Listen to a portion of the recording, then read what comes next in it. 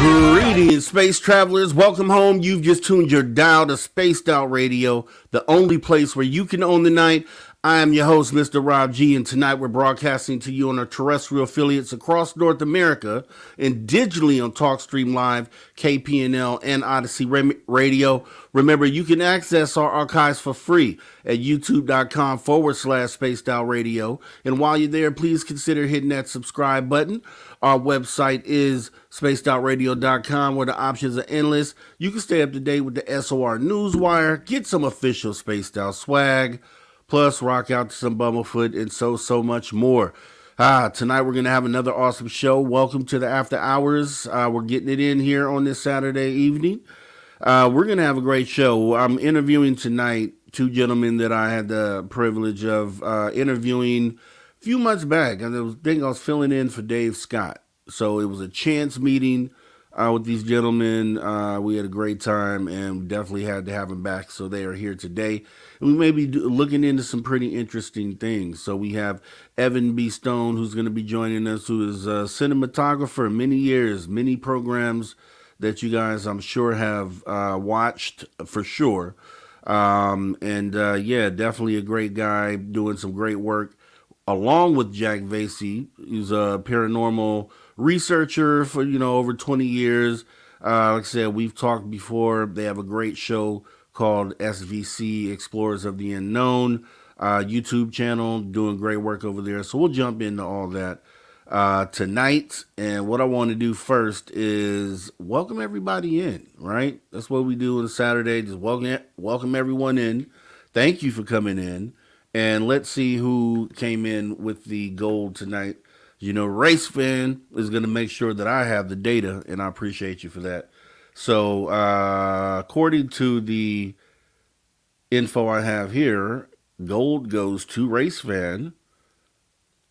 Silver goes to Trucker Andrew, and Brown Dwarf picks up on the bronze.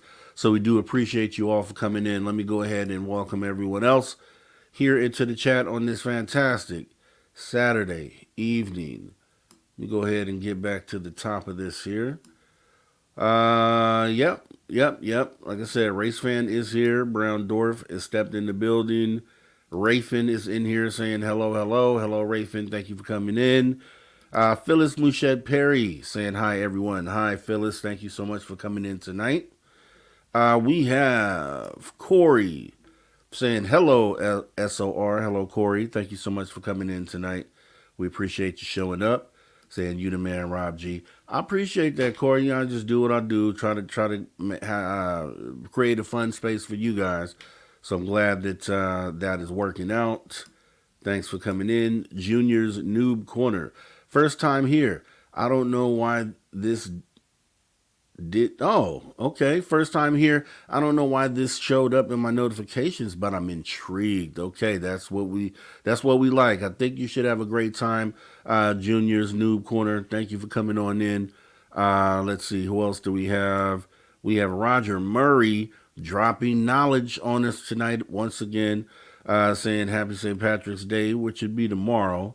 43rd anniversary Oregon UFO incident. Sergeant Rusty Yoakum record on the CB radio. UFO diesel engine sound UFO. Okay. And then Orange Orb last 4:30 in the morning. Okay. A lot of great information there that you dropped on us, Roger Murray. We do appreciate that each and every time. So thank you so much for coming on in as well. Let's see, who else do we have showing up? To hang out tonight. Who else do we have?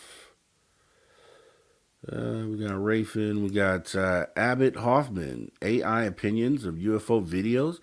And I don't know. I mean, maybe we can do that. That's something I'd heard we had discussed previously, and maybe that's something that we'll be able to accomplish tonight. That is the hope. We do have some gems. I know at least I have some gems picked that will really be good to be looked at, further examination. So let's see what happens. Let's see, who else do we have? Okay, we have Cosmic Joe Chronicles saying, good evening, Raji and everyone. You rock. Right back to you, Cosmic Joe Chronicles. Thank you so much for coming on in. Yes, JSCO77 has stepped in the building saying, hi, folks. Hoping for a good show. We appreciate you coming on in, JSCO77. We do appreciate you showing up. And Michael Dyer has stepped in saying, hey now. Hey, Michael Dyer, thank you so much for coming in tonight. Slow Motion saying, hi all. Hi, Slow Motion. Thanks for showing up tonight. We appreciate you. Let's see. Who else do we have? Did I say John Lamb? If not, hey, John Lamb, thanks for coming in. Saying, hello, S.O.R. folks. Right back at you, John Lamb. Thank you for coming in. Karen and the Woo Train. Happy Saturday night, S.O.R. and Mr. Rob. Appreciate you, Karen. Thank you so much for coming in.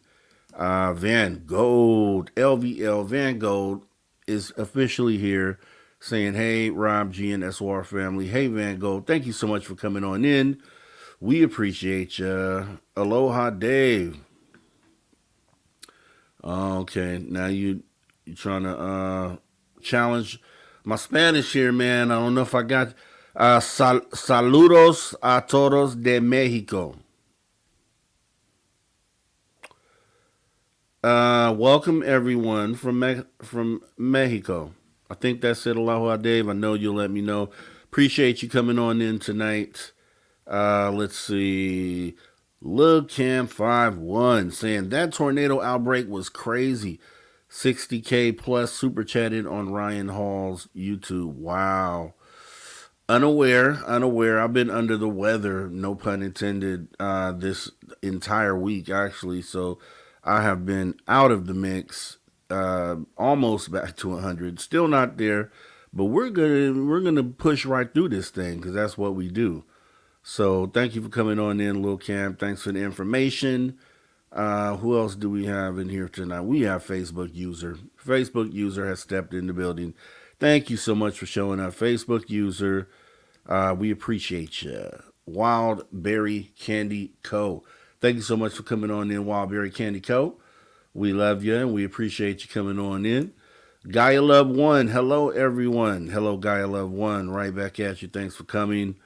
Let's see. We are moving down the list here. Yeah, I'll agree. Wildberry Candy Co. said, what an amazing day. I have to agree. Here in California, where I'm at, it was a beautiful day. So if this is how we're going to get it kicked off, I can't complain at all. At all. Let me see. Paranormal Pixie Laura, thank you for coming on in, saying hi, everyone. Thank you for showing up here tonight. We have a Carl Bittner sighting. Hey there, Rob, and all you spacey after hour spaced out peeps. Appreciate you, Carl Bittner, for coming on in and joining us tonight. We should have a great time as always. You know how we do. Susan Alloway saying, "Hey Van Gold, thank you for coming on in." Susan Alloway, Jimmy Gonzalez saying, "Hello everyone." Hey Jimmy, thanks for coming in. Let's see. Okay, it was greetings to everyone from Mexico. Got it. Got it. Appreciate you, Aloha Dave. Let's see.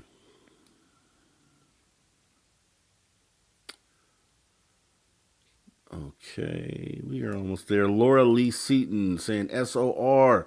exclamation point. We love it. Thanks for coming on in, Laura CS. Hey CS, thanks for coming in.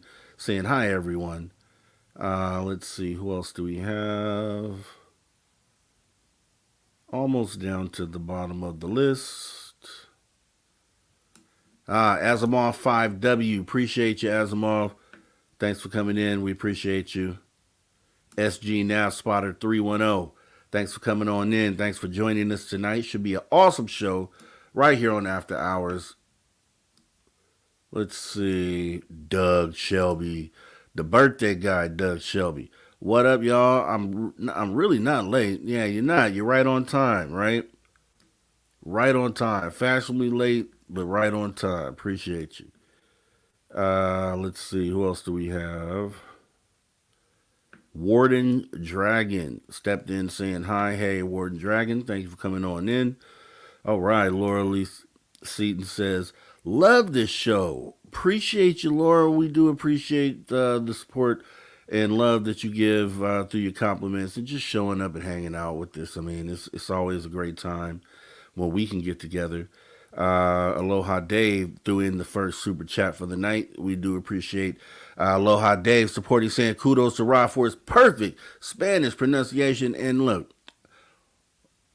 my grandmother's Mexican, so I've Latin heritage, and I hopefully should be pronouncing some of the stuff right, or it's a disservice to yeah.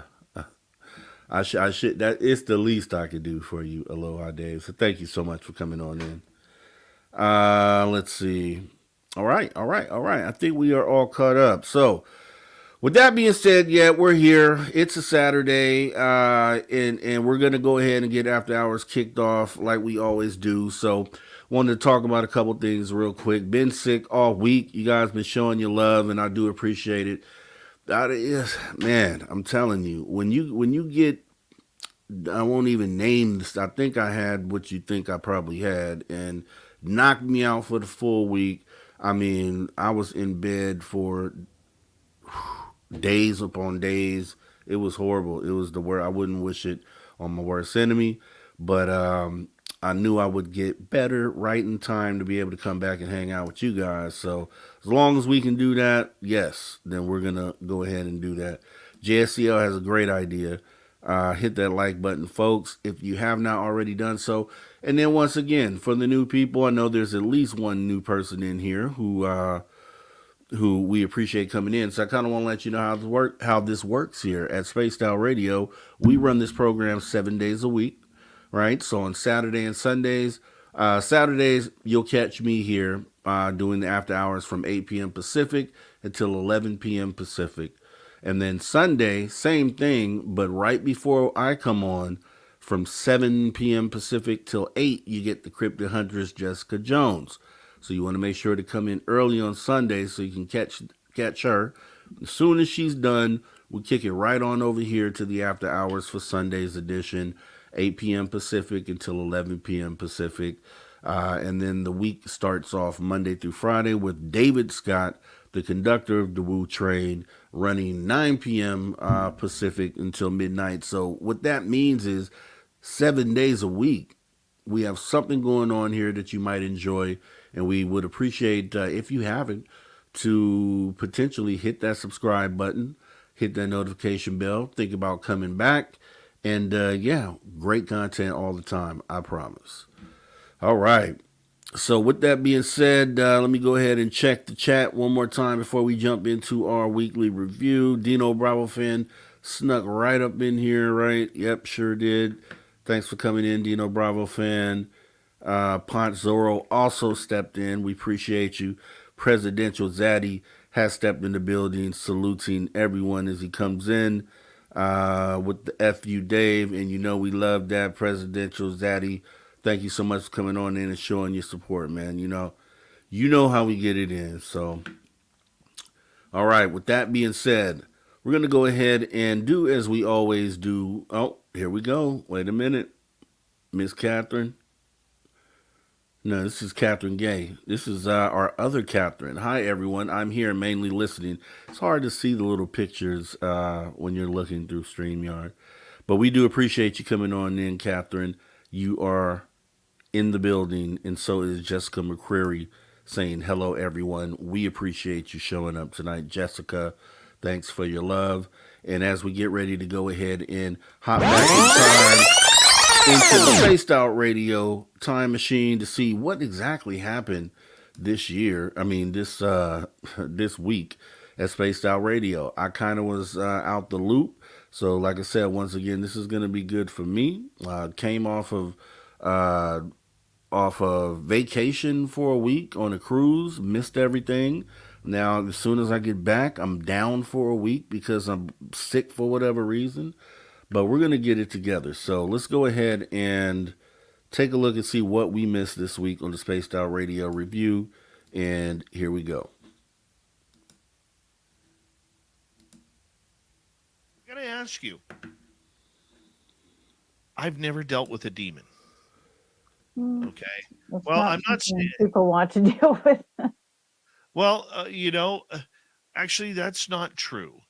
I had a very dark time in my life in 2007, 2008. And I always like to say to people that I stared the devil in his eyes and I told him to, go away, but in a more rude term. I was gonna say, And well, and as someone who suffers from depression and anxiety, it's very easy to get lost in those dark clouds. mhm. And we encourage everybody here that if you are the same way and you haven't got treatment or help, go get some treatment and help. It's so worth it. So worth it. But nonetheless, I have seen some dark things, okay, over time. Mhm. I don't know if I would call it demonic. So let's just start off by asking you this. What is a demon? A demon is a being that is pure energy. It cannot take human form. It is unable to, not that it wants to, it really, really does not want to be tied to a quote unquote shell. It is just, that's what started the war between heaven and hell. But it wasn't hell at that time. Hell did not, as we know it, exist. We were all beings of light, and we're made up of complex energy, and we were physical at one time, and we evolved to the point of being just complex energy with sentience. And we traveled all the galaxies. We saw everything there was to see. Our whole purpose was the pursuit of knowledge. So we traveled for billions of years, and we saw stars born, planets born, planets die, races created. And after a while, some of the people said, "Hey, we're tired of this. We've seen everything. We've done everything. We want to be physical again. We want to know physical love, to have children, that type of thing." And the followers of Lucifer said, "No way, man. This is not what we want. No, we don't want to be subject to pain, growing old, disease, dying. We don't want to be trapped into a shell." And that's what started the war. And Michael disarmed Lucifer, and Ariel disarmed his son. Tickled in the chat room says, when I was running a bar, we had a ghost that would make his presence. It was pretty cool, but also made a few employees quit. I mean, that's a chance you take. I mean, can you imagine going through a job interview at a bar? So what do you believe about the paranormal? I mean, it all, it's like, I don't believe in ghosts. Okay, well, that's when I know we're going to talk about Maryland stuff later, but when I I worked at the National Museum of Civil War Medicine in Frederick, Maryland, which awesome place to visit, and also awesome haunted location. But that was a place where ghost stories were a part of daily work life, and you kind of needed to be aware of it and on board with it in order to function there at all. It was very much like, do you believe in ghosts? Because we're going to talk about ghosts a lot, and chances are you're going to encounter one. So you can think it's BS if you want to, but give it a few weeks and you're going to meet the ghosts here. So, and I worked there in college. So that was the first place I really saw where people were just like, oh yeah, by the way, it's haunted. But that was very much the attitude. Yeah, it's amazing how that kind of plays out. I mean, having to warn people. It's like the local museum where I do our ghost tour. They have a bunch of volunteers who come in there, especially students needing volunteer hours for graduation, and they'll talk about, well, what do you know about the paranormal? And they all act like, oh no, that stuff doesn't bother me, or that stuff doesn't exist. And then they have the experience. Right.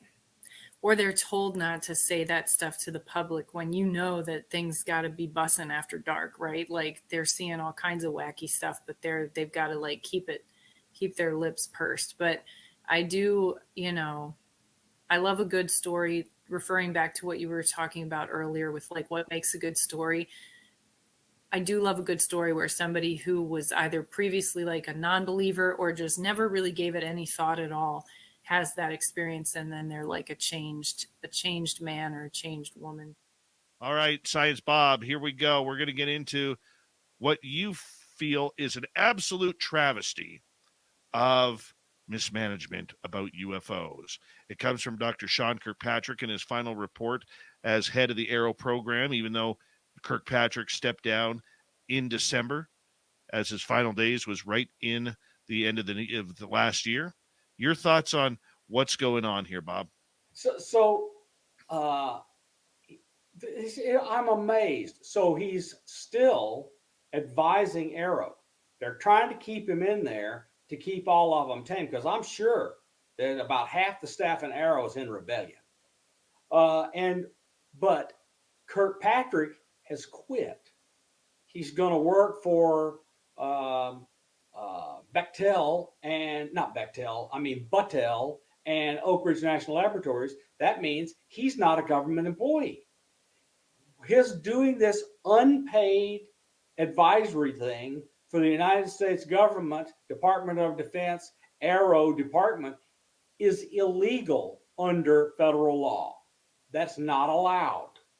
Furthermore, since he's no longer working in that office, he has no need to know what is in that office. That's a violation of federal law. The law that the Congress passed said that they were to produce a history. What was that? They were to produce you got some visitors. So they produced a history. They produced no history. They produced a stream of crap. And lots of it was not historic.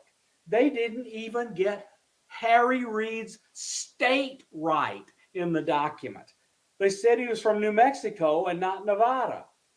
One of the references, number 3, is from the Fandom Wiki site. That's a reference in a technical report to Congress? Give me a break. And then the claims are no one has come in and told them anything about non-human intelligence extraterrestrials. They keep saying no evidence of extraterrestrial this and that, and no one's claiming extraterrestrial anything. They're claiming something real is here and we don't know what it is, and we, humanity, didn't invent it. I can understand where you're going with that. And, I think when you can't replicate the experiments, because you ask a ghost to come out on command, because if it's a person and you ask demandingly, if somebody were to ask me, I'd be like, screw you. I got things to do. I got to do my hair. I got to go shopping. I got to brush my teeth. I got a date tonight. I'm going to watch the hockey game. But the spirits are still, if we could believe that they are still living their lives, we don't know what they're doing on the other side. And we can't replicate the experiment. We're lucky if we can replicate the experiment once, maybe twice over time, not days, not weeks, not on command, over time. Yep. Because you bring up a strong point. So I'm just going to use the term veil and other side very loosely. Whatever your interpretation is, that's up to you, the listener. But okay, so everything that we have, you just brought that up, time. Everything that we do time wise is based on a formula in this physical world. We don't know what the formula is on the other side and across the veil. That formula could be distorted because it's based on velocity, distance. It's just look it up. Anyway, the concept of time and even with what we see can be distorted. Not to pick on a certain show with the 8-foot tall demon in the doorway, which is only 6 feet tall. We won't say the show's name. But this becomes a distortion of time. And so, like you said, to replicate and to do this on demand, it's very difficult to do because you don't know what that formula is across the veil or on the other side, whatever your definition is. I like to use the unknown. But so if you're looking at the physics of it, yeah, that's 100% accurate. You cannot replicate it. You can replicate it, but it takes quite a bit of time from our physical world because we don't know when that conjunction could happen across the other side. I love the title of your book, In Wisdom from the Spirit World, Teachings on Love, Forgiveness, Purpose, and Finding Peace. It's a pretty heavy book to write for so many different topics. Well, that's really what the work is about. I mean, the subtitle. In fact, one of the lessons that everything I write about is direct experience that I've had. And one of the lessons, one of the themes that over and over and over again kept coming through was releasing the past frees us. So in a way, we could say that that's forgiveness, because in a spiritual sense, forgiveness is about making a conscious decision to not carry the past. And I think sometimes people can get misconstrued in that they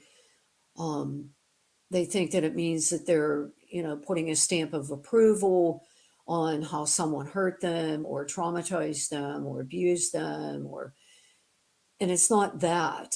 It means my past does not limit or define me. It's an experience that I had.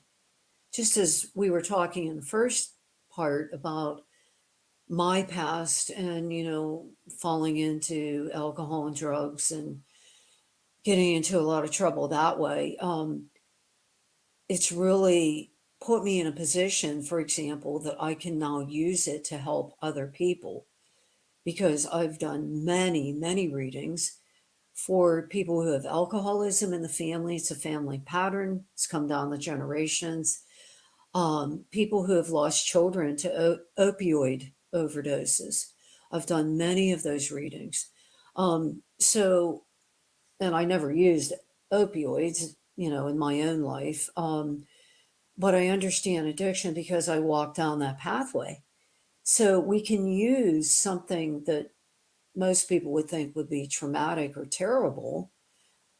Once we recover from it, we can use it to help others. How do we know that this is real? How do we know that they're not just throwing another story out there to see if the public reacts to it?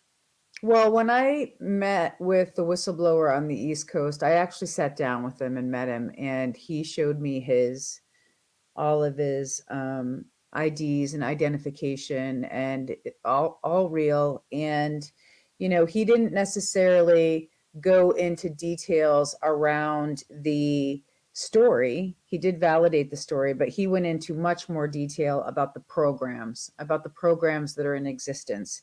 And so these are stories that he's telling me. So I have every reason to believe him.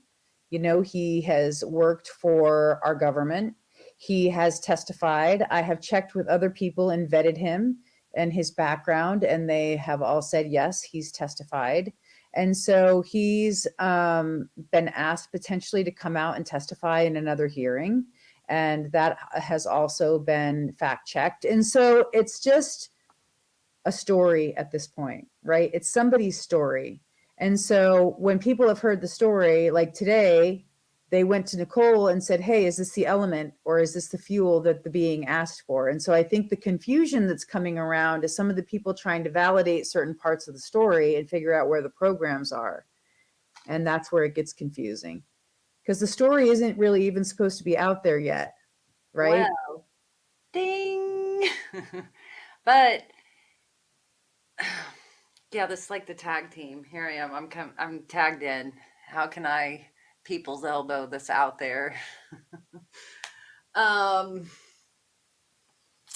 This is also where it pays to know your boring nuts and bolts khaki pant mafia side of ufology, because there are similarities. And this is also what's fun about connecting experiencers with other experiencers, or when you find elements of stories in somebody else's story. So when I hear a story like this, it's kind of like I just pointed out, it makes me run every blue bean story I've ever come across in ufology. So find me all the blue beans. That ticks off a whole list.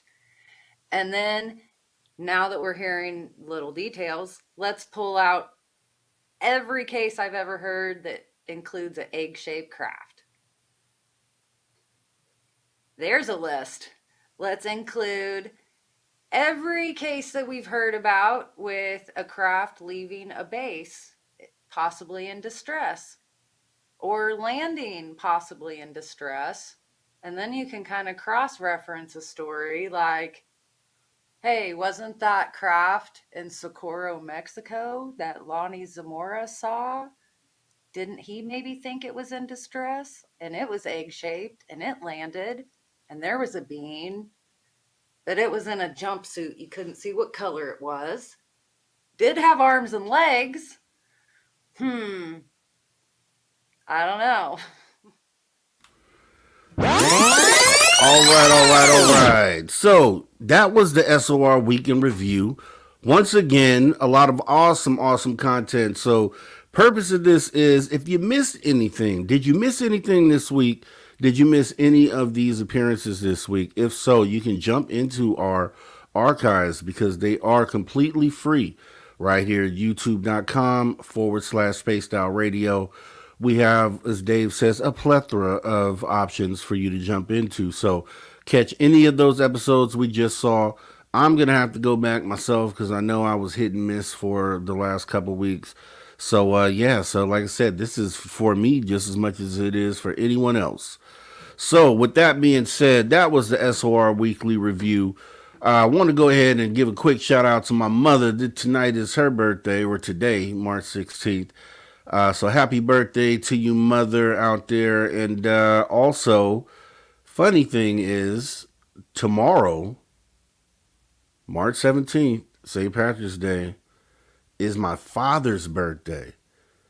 So today, happy birthday, mother. Tomorrow, it'll be happy birthday, father. Bananas, right, for me. And so that's how we're getting it in. So with that being said, we want to go ahead and jump into our guest for the night and our topic for the night. So once again, these two gentlemen I had the pleasure of meeting when I filled in for Dave. Just happenstance, Dave got snowed in, I believe, one day. And I filled in, and I was able to meet these two gentlemen. We had a great conversation, and it was a must that we had to bring them back. Bring them back here for the after hours, and they are here to join us tonight. So they are the host of the podcast, and I want to even say it's a show. Let's call it a show. SVC Explorers of the Unknown. They're doing great work over there. If you guys have not gone ahead and checked them out, it's a must that you do so. The quality is there. It's a great show. Without further delay, let me go ahead and bring in our guest for the night, Mr. Evan B. Stone and Mr. Jack Vaisey, the two wonderful hosts of the SVC Explorers of the Unknown. How you guys been? Great. How are you? Doing good, man. Doing good. Glad to finally line this thing up and get you guys in here. Like I said, we gave high praise on the last show based on what I was able to see you guys were getting into and building with your show. And you've done even more since the last time we talked. The quality has just, I mean, it's on par with Discovery Channel. I mean, this is top tier stuff, guys. So I wanted to go ahead and kind of pick up where we left off. What's going on over there? I don't want to spoil anything. I know there was some bloody rocks and headstones. So I don't know where you guys want to get started with this, but I'll open it up to you guys here. Do you want to take this one, Evan, or do you want me to go for it? Jack, why don't you set up the story and Okay. Yeah, sounds good. So yeah, we just got done filming season 2. It's been crazy, honestly. Evan flew up here and we just started shooting again, and it was just like it was in season 1. It was natural. Things just started occurring. A lot of evidence, a lot of crazy things happened. We shot for 120 hours one week. He ended up flying in on a Wednesday, flying out the next Wednesday. It was insanity. A lot of late nights, but some of the best evidence I've ever caught in 20 years of doing this. that's true. Yeah. I'm hearing a little echo but maybe just me. Yeah, it might be on Jack's end, I think. Yeah, I do apologize. I think it's my let me just do this. I'm gonna mute that. Yeah, you guys are doing great work over there, Evan. You're just raising the bar, man. I see you. You're putting your tools to work over there. That's and right. You're putting together really good quality stuff. Thank you. You're one of the people that actually we're hearing that back from, and we know what we're doing. And I work my little tail off at night, try to get it out. I'm a perfectionist when it comes to editing. I got to be great. Anything comes out of my edit bay back here, the lab I call it. Yeah, it's cool. When he says 7 days, it's just Jack and I filming, and we, film right when we get there. Everything, including setting up. Everything's content, right? And the way we roll, everything has a purpose. Like we go somewhere, we already kind of said, okay, something's leading us, right? So where we go, everyone we meet is part of this journey. And sure enough, it's crazy, but it is. It's cool. Definitely. I muted my mic just to make sure it wasn't me. It isn't my end, so. Don't know. Okay. Yeah, I don't hear them echo anymore. Do you, Evan? No, not anymore.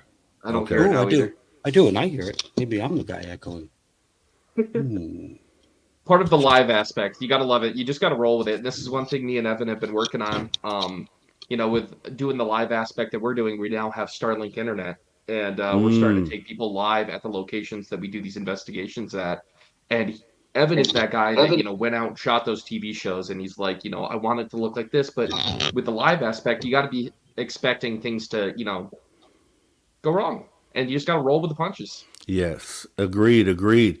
And so I could tell you that the on the production end, everything sounds fine, Evan. So you don't have to do too much. But I wanted to know. So what I was watching was then the remainder of season 1. So it's episode 6, 7, 8, season 1. Okay. So I don't even know what you guys are doing for season 2. So what do you guys have planned? What's on the agenda for season 2? I mean, we ended season 1 with like this cliffhanger of this like we found out, and I can give a little away here, that this graveyard where Napoleon Bonaparte's niece, Carolyn Bonaparte, was, at the edge of the grave, there was this berm, this pushed up dirt, and all the graves, stacked in there. It was really upsetting to us. And then, Yeah. then you just got to know that paranormally that's not good. And there's a lot of, you know, stuff in the Unsettled. air. Yeah, Yeah. exactly. They moved the gravestones, but they didn't move the Yeah. bodies. Yes. I Yeah. was gonna ask you that. So I mean, so your feeling is that something nefarious happened there. Obviously, they pushed everything to the side, and that's not a good look. What did you? Because I know you guys. The last I saw, you were investigating into the berm, and you had actually uncovered a couple things within the berm. So what was that? There's a lot that we found in there. I mean, the night that we went out, that we located the graves, with the granddaughter from the woman that owns Caroline Bonaparte's house, we found actually coyote or wolf scat. The next day, we were hearing Mm. howls. We heard something in the brush next to us. We ended up locating that, and it was definitely terrifying to know that we were only like 10, 15 feet away. But the most disturbing part was finding the amount of graves that were pushed up. um, we're still trying to locate a map. And when you go back to the whole talk about nefarious things that could be happening at this town, the town burnt down 3 times. Nobody knows how either. There's kind of a mystery to why. And at this point in that town, it was fighting for the county seat. So it was supposed to be the center of this location, of the surrounding areas. And there was an alternate town that was competing against them, and they ended up getting the seat. So there's a lot of during the day when you go down in Oxbow, it's gorgeous. It's like you're stepping back in time. It's a time capsule itself. But when you get there at night, there's some Mm. different kind of feeling that the spirits are more alive there. And that's what It, we're excited about to do with the live thing, is just take people there and have them experience that.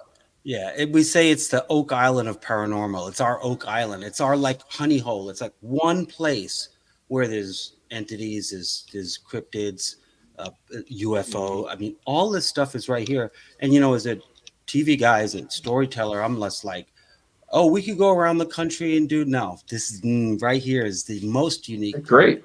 Yeah. of the story. Is it's just where Jack lives almost. It's like in his area. I know he wants to go travel the world like I did, but I'm like, I no, do. I mentioned, where you live but is really the he's right. best. He's right. Like he gets it. I mean, it's a lot of people. I've worked with other ghost hunters and worked with other people who are like big in the industry, and they're like, dude, you got to get out of this area. And I've always been like, hey, no, dude, I'm telling you, this is Oak Island. This is Yeah. cursed land. There's so much here. And when he goes back to what Evan was saying about the UFO, it's funny. Literally 2 days ago, I'm sitting on my phone and I have a scanner group that I'm on for my Facebook page for our local county, and it says UFO spotted literally 20 minutes from Oxbow, 30 state trooper cars and armored vehicle en route chasing. And I'm just What? like I'm What? sitting there at like 1 o'clock in the morning going, um, gotta send that to Evan. So, I mean, Yeah. there's things that happen up here, and it's such a remote area that nobody's heard about it. And that's the thing, like with this Caroline Bonaparte story, it wasn't just about telling the ghost story, it was about telling her story. Yeah. Nobody knew she was there.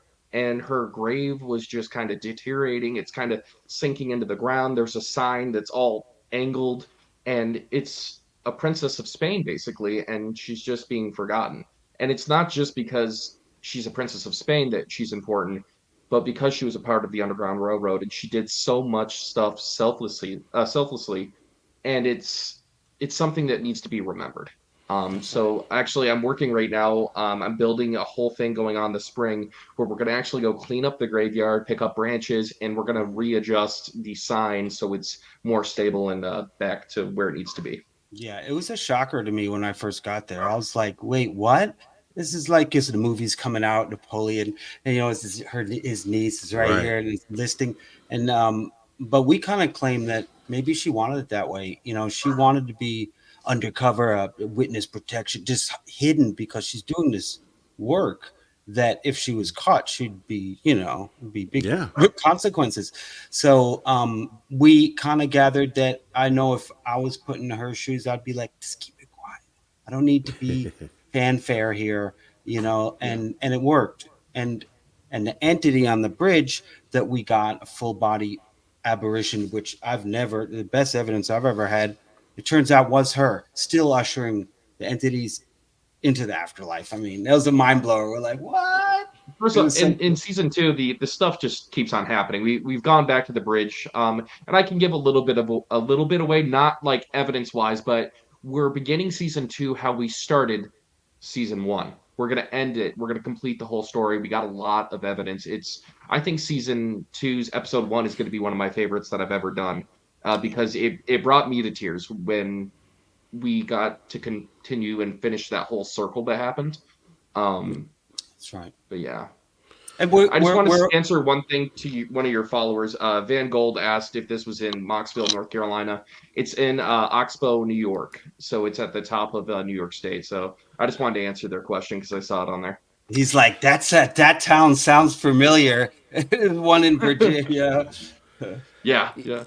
Yeah, so you guys, I mean, and that's the thing. I mean, because when we spoke first time, I was taking over for Dave. So it is a chance that this audience didn't really catch everything that was said in the first interview. So to kind of back up a little bit, I guess if you guys wouldn't mind talking about the area, maybe even recapping what we talked about on season 1 earlier. Yeah, absolutely. Evan, do you want to take this, or you got okay? Jack, So you're the storyteller. I grew up in Oxbow. I grew up right outside of Oxbow, New York. I grew up in a town called Norfolk, New York, about an hour away, but I spent a lot of summers out here in this area. Oxbow is a really, really small town. Population of 160 people, and it's just this town that has buildings that haven't been touched since the 1800s. They still sit there, abandoned, and there's a lot of ghost stories that come out of there. And one of the stories was about a lady in white on the bridge and on the dirt road that goes across by the Oswegatchie River. And basically what people were seeing was her walking the bridge. They were also seeing floating lights on the river. So, I went down there. I started talking to Evan about it. We both went down. We did this investigation. And the very first night being there, we have something starting to make rhythmic drum beats on our bridge. And I say our bridge because it's like, how paranormal investigators get, and they're like, yeah, this is our spot, this is our honey hole. The bridge it's like at the when we start season 2 in episode 1, we both get like teary-eyed because we don't want to leave. Like we realize that the investigation is done, and we've done what we wanted to do, and that's find out who the lady in white is. And we did at the end of season 1 it was Caroline. And I want you guys, if you guys are watching this, definitely go check out all the episodes, because I think it tells so much more than just a ghost story. We'd like to take the history. I mean, this is our saying is, telling history one ghost story at a time. And I think that's the really cool part about our show. And what the cool thing is these unanswered questions, right? That we can't get, not in writing, whatever, no spoken word. Well, that's when we ask the entities. That's the clues, and that's when we go live. And that's what we did.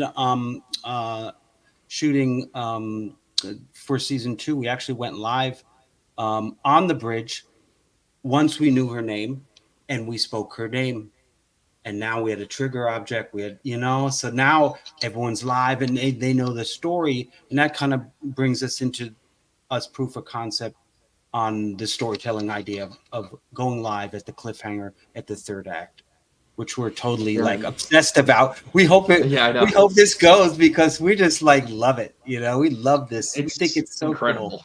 Yeah. And the other thing is, it looks like Evan might be coming back up in April. We're hoping first week.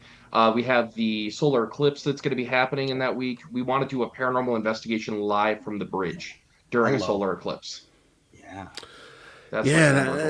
So that's, I mean, because I know we talked when we talked at first, we talked about how important, telling the story is for the region, just for the regional people there, to kind of complete the story. So I can kind of can feel what it is that you're saying when you guys have to close this, as you've done everything that you can do, and you kind of have to walk away. So I guess what do you, so are we season 2? Is where do you end season 2 finalizing this, or are you going into something else in season 2 as well? It's like a can of worms, really. You open it up, and we got this one story that really leads us to something else, which is, Jonathan Bonaparte, the brother, lived there and had a huge properties there, and he had the treasure of Spain at the time, and he took the whole thing. Well, where is it? Right? Yeah, We got the whole story with Joseph is absolutely insane. It's when Napoleon had the fall at Waterloo, he ended up Joseph came over here and was basically just trying to make a new French Revolution in upstate New York, with Canada being only an hour or two away. With other French diplomats and supporters over there, it could really grow. And I mean, it really makes you think, like, what could have happened if Napoleon actually went through with this? Because he actually told Joseph, "No, I'm leaving." And he ended up sailing away and ended up getting captured and then hung for his crimes. Yeah, he had to sell the Louisiana Purchase because the war was going on. He kind of lost that one, and this is a land where the War of 1812, the French Indian War, the Civil War. Mhm. This land is just blood soaked, right? And the cool thing is, there's no commerce. It's cursed, right? These buildings everywhere from the 1800s that you could buy for like $50, right? Like and every one of them's haunted. So Jack and I are driving around going, "Oh," on So fun, yeah. Literally, we're on Realtors.com at like 2 o'clock in the morning because we're out ghost Right. hunting. We're like, "Hey, look, this one looks creepy. Let's go look at this." Right. And the That's a bones good of it are one. from the 1800s. It's really the last look. It's an hour and a half from Syracuse, up near the border, from the Great Lakes. It's in the middle of nowhere. I mean, like, Mhm. it's in America, it's hard to find the middle of nowhere, really. But this is, And Yeah, it's the Adirondacks, right? Is where this is yeah. It's town is right located. outside. Okay. Yeah, it's right outside the Adirondack region. From Oxbow to the official Adirondack State Park would be about 45 minutes. But I mean, it's the same kind of wilderness. You got, ponds, mountains, hills, just every bit of wildlife. It's crazy. The yeah. amount of Bigfoot stories out here are absolutely Right. insane. I mean, Right. Like it goes. he's right. It is. It's an Oak Island, not of just paranormal, but paranormal cryptids and UFOs. Yeah. That's true. Yeah. There's a whole part of the Adirondacks right outside of Lake Placid that there was almost, I think they said, over 100,000 acres that was owned by the United States government that people would actually see hovering lights over the college. I got to think of the name. It's the culinary school in the Adirondacks. They would say that they would see lights and they would hear military aircraft coming in, and there's no airfield. There's tons of There's stories. some crazy stuff that happens up there. This isn't the stuff that's like in like we're going to the haunted hotel or the Queen Mary. This is like when Jack and I slip in there like at night, like we're like, okay, you ready? We have the GoPros on us, and we're filming with our phones, and we slip out. It's like kind of dangerous. It's like bears, Mhm. like this Wolves. dog man. I've learned about the hoof lady. Like there's all these cryptids, but also there's other things that can kill you. So it's a little different. It's not like, hey, be quiet and I hear something. I'm gonna go up and what? Surprise it. If Right. it's Bigfoot, he's gonna But it's a So little scary actually. We had to bail one time because of bears. We Black saw a bear. bear. Yeah. well, and not even that. I mean, going and I guess we can get into this, but you guys have mentioned dogmen obviously being out there, and I've heard other people say the same thing about the Adirondack. But you mentioned something called a bear beast. What Yeah. in the world is? I've never heard of that. What It is is that? so my cousin is a part of the Akwesasne Mohawk tribe, and he brought it to my attention that it's a story that's been going back a couple hundred years. Um, Basically, it is a bipedal bear. Not just like a regular bear would be walking, but they said that it has the body of what people have described as a Bigfoot.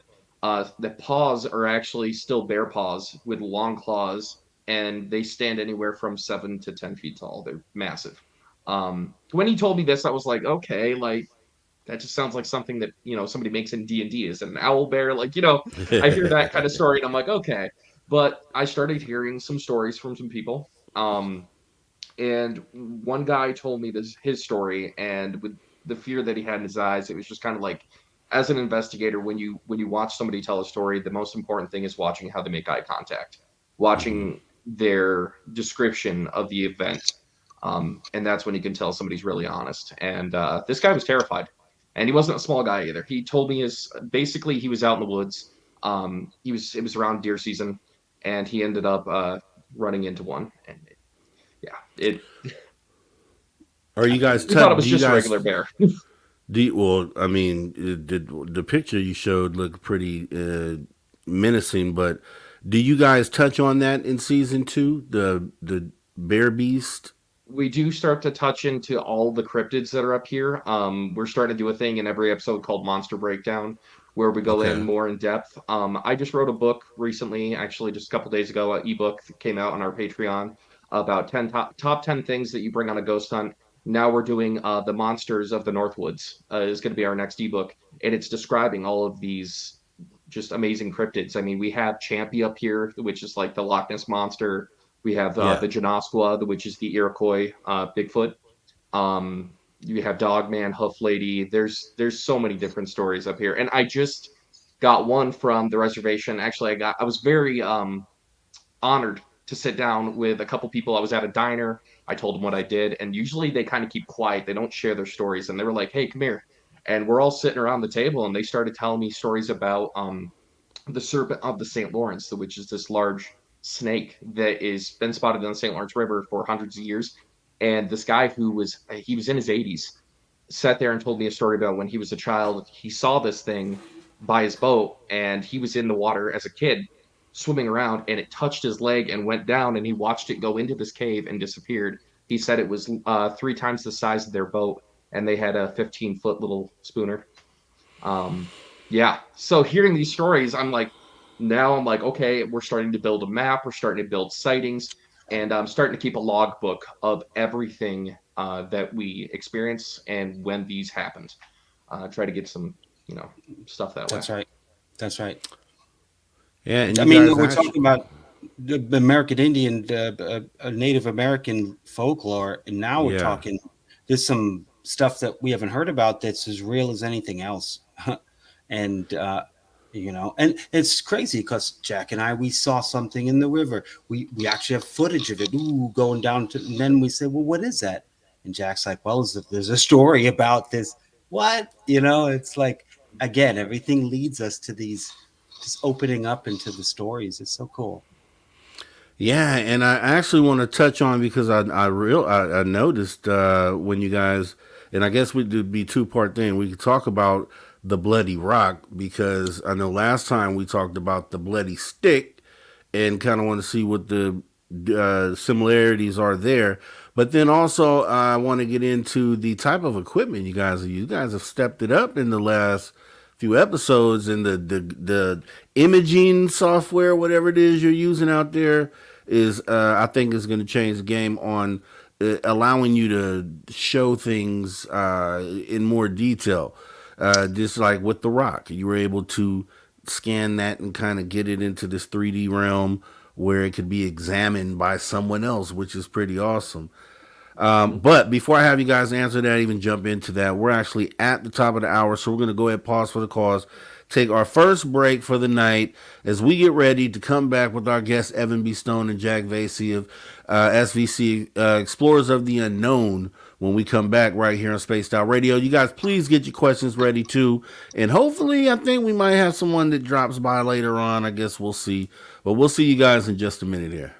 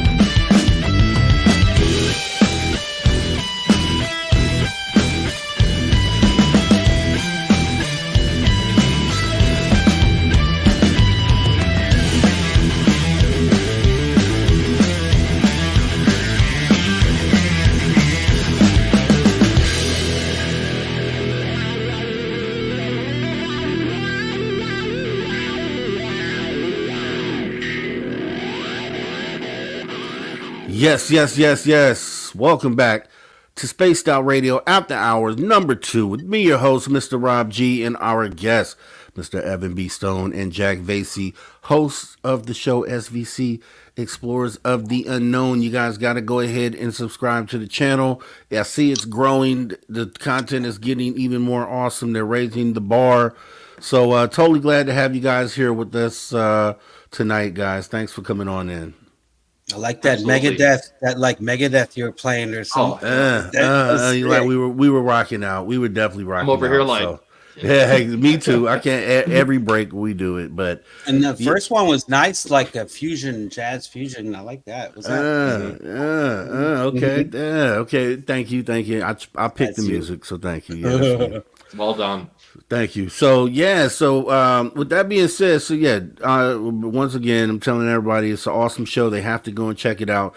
I just keep praising the quality that you guys are pushing out over there. I mean, it's really awesome. It looks like some network programming. It should be. Are you hoping to get it picked up on the network, or? I mean, my agent keeps calling and said, "What are you doing? And when am I going to see something?" I say, "Oh, because it got to be right. You got to do it right the first time. You pitch this stuff out there to these executives. There's like 3-4 of them in a room. It's not like a committee, and then how they feel that day. So you got to be perfect. You have to be real one time. And now that we finished season 1, we're making what they call a sizzle reel. We're making casting reel. We're making the deck. We're making proof of concept scene work. These are all things that they're going to roll out of what his season is. But we're not going to stop because if we don't have one, because I think all of television's moving is differently. Everyone's on their phones, and now it's going to subscription-based content programming, which we're getting into as well. It's really cool. It's a cool time as being a filmmaker, as a storyteller. You don't have to be like, it doesn't go on a network, it doesn't air. No, it goes to YouTube, it goes to all these platforms. We grow our fan base, and we give them more. With so much on the cutting room floor, there's this evidence stuff. So we're really excited about expanding, not just the show, but creating an off-platform destination, really, that's going to have a lot of stuff in it. Yeah, it's cool. It's telling a story a different way. Yeah. And we have a new person that just joined us, Caleb River. He's really amazing. He does graphic design. He's really good with social media marketing. He's really going to be helping us step up our game with not only our thumbnails, but he's going to be joining us as an investigator too. And this, I think, is going to be the first time that he's getting into this field. And I think it's great to bring new eyes in and teach them how to investigate properly. So I'm really excited to have him joining along with us. And we just announced that last night, actually, onto our page. He's the fish out of water, the fish out of water that comes, it's always eyes on them, hearing stuff for the first time. What was that? Yeah. How about that? What is that? Right? And what? And it's a couple times being, we've done that. And I think you made a good point when you said you get the one shot right. It has to be presented perfectly. And I'll say, I mean, it's definitely the groundwork is being laid in a manner where you could tell that's where you intend to take it. You guys, you mentioned earlier your slogan, or I guess you said telling a story. Could you repeat what you said? What is I don't want to mess it up. I know I'll mess it up. You're telling the story. Telling a history one ghost story at a time. Yes, there you go, right there. The catchphrase that should win right there, because I think that says it all right there, and it's very important. I think if you have a hook out there like that, then that will entice a lot of people to want to get your services to come in and tell some of those stories. So, I'm seeing the bigger picture further down the road, right? And obviously, I know that's where you want to go with it. But, it's just cool to see it play out in real time. We talked last time, you're at a certain point. You said you wanted to take it to this other place, and that's what you've done. So you guys are delivering on what it is that you set out to do. And then telling the stories, which is one of the most important parts of even doing this. Yeah, so I have buddies that work that go out and do Bigfooting and stuff like that out in Adirondack, and they talk about all the crazy weird things that happen out there. So we were talking about the bear beast, which had never heard of, and then you have the dogmen. And so, what other type of cryptids or things, what could you expect to run into out there in the Adirondacks? I mean, honestly, the Adirondack region is massive. 7 million acres. I sent you our sign too. This is our new logo that we just came out with too. But going into the Adirondacks, there's a lot of different things that you can, run into. As far as cryptids go, Bigfoot is definitely the biggest one that you'll be able to, well, possibly run into. Dogman, I wouldn't want to run into. I've only had 2 experiences in my life, and both of them were absolutely terrifying. Hoof Lady she is basically the Baba Yaga of the Iroquois tribe, their folklore. There are different versions of the story. That's one thing I'm researching on, is figuring out who she is. One story is she goes after abusive men. The other story is she lures children into the woods and they're never seen again. Wendigos, skinwalkers, all those. Like, there's so much over here that you could run into potentially.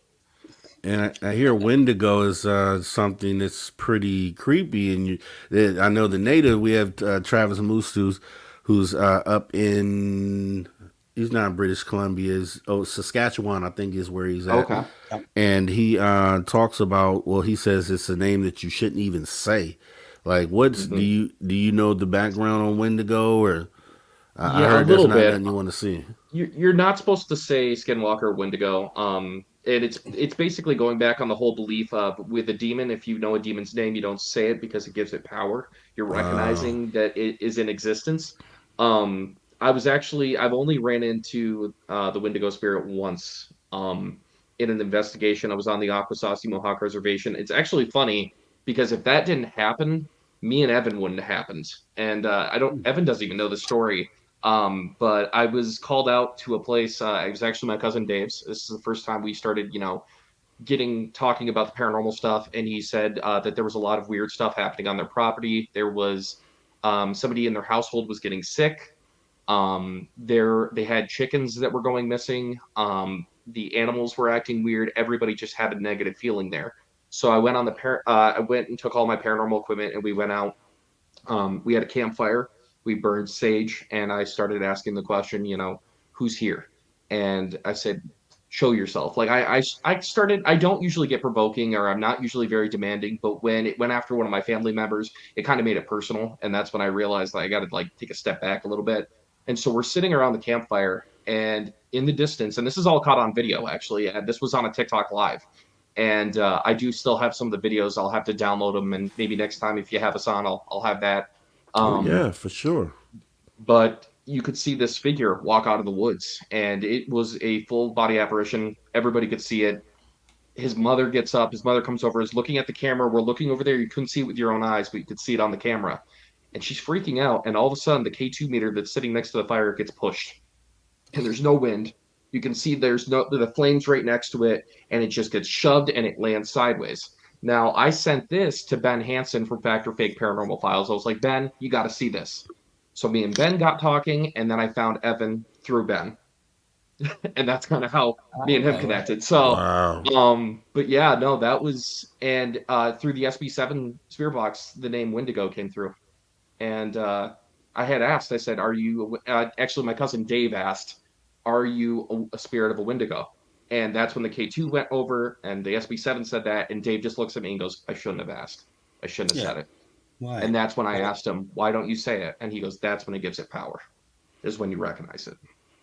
And then you said it again, so it gets more power, and you're like, shut up. Like, stop. Well, and that's the thing. It's all on a belief basis, honestly. That's a lot of things with the paranormal. We don't know how the paranormal works. We have these superstition about, like, okay, does that give them energy, or is it like you saying, like, Evan, if you had passed on, if I came up and said your name, you'd be like, oh wait, hey, someone knows my name. So Yeah. is it that, or is it actually giving it power? I don't know. Well, ancient But yeah. Egyptians, they were all about that. That's why they chiseled out on a knock when one of the kings that the hands in the face, because you can't say his name, and they just wiped him out. Yeah. And so they believed in that big time. You know. Wow, I saw also you had a kit full of equipment that you were using, had all sorts of meters and seemed like recording devices and things of that nature. So what is that, a kit you put together yourself, or is that what was that? I know you had at least 6 or 7 items in there. Oh, that's Big Bertha. That's what I call her. She's evolved over the years. Originally, my first kit was a backpack. It was a JanSport backpack. Then it moved to a rolling toolbox, and now this is a Pelican rifle case with memory foam, where I've actually taken every Okay. piece of equipment that we have and outlined it, cut the memory foam out. So, actually, in my book, that talks. There's chapters in the book that I wrote about certain things like equipment that you want to bring, and one of them is actually about the equipment case, and it evolves due to what kind of investigation you're going to be doing. um like if you're going into an area that's remote and you got to hike 3 miles into the woods, you don't want to be carrying Big Bertha down there.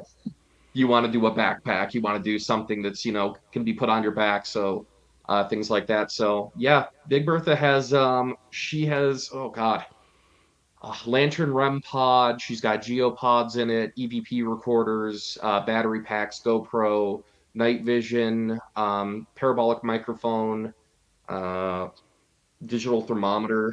She's a one-stop go stop. So So I And mean, it's going to get better, right? it is. yeah, I Yeah. mean, yeah, you cut it out. It looked real nice. I thought it looked factory made, but looking at that, I saw one of the tools that you were using, which is pretty awesome, and I didn't realize until I watched a little longer what it was doing. But you guys were able to go to certain headstones that had worn off the writing essentially, and you were able to use night vision, was it, to be able to read the text on the headstone? I thought that was pretty awesome. Yeah. And he I mean, we uses thought it night was awesome. vision, and that picks up a lot of stuff. The way you position the light, but Evan uses AI to basically bring those things out, things that have been lost through the elements and everything like that. Okay. Yeah. Perfect segue. Perfect segue because and let me start here. Actually, let me start here because the first time we talked, we were discussing the first few episodes of the series, and in one of these episodes, Mr. Jack Vaisey here went ahead and found this stick sticking out of the ground, covered in a material that would appear to be blood. And then Jack took the stick from the location and took it home. And you had some things happen, you said, after that, right? Some things Yeah. that made it to where you would never do that again. Yeah, and the thing is, I'm never like that. I never take things, but I guess when I looked at it at first, I thought, our plan was taking over the state troopers, and actually, episode 0 that never actually released. It's not out right now, and we might bring that footage back up. There's actually a video of me talking with the state troopers about the branch and saying I have it, and they said you got to bring it to this barracks because it's not ours. Um, yeah, I didn't take it because I thought it was haunted or that I was ritualistic. I took it because I thought it could be a possible crime scene, something that, with the weather being the way it was, could deteriorate and be gone after a while. But yeah, I've had to pass the branch on to a haunted collector, who also took another item that I had a long time ago. Um, and yeah, there was shadow entities in my house, footsteps going up and down the stairs, hearing people talking. And the other day, actually, right before it was taken, I found the branch outside of the box that it was put in, sitting in the middle of my garage. So yeah, it's gone now. It's no longer. It was taken. So yeah. I could Wow. kind of put some, for the viewers, listeners, what we're talking about here. We're in the woods, going to Bonaparte Lake, where there's supposed to be a cave and there's supposedly treasure. That just leads us. We're out, right? Let's go.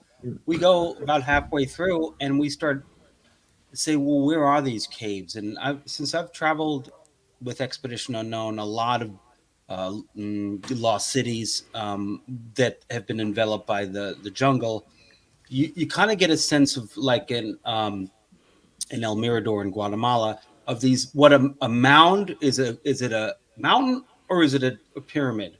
You start to get like impressions in the earth is, oh, that's a road, like, and I was like, this kind of looks exactly like something like that, and my foot fell through into a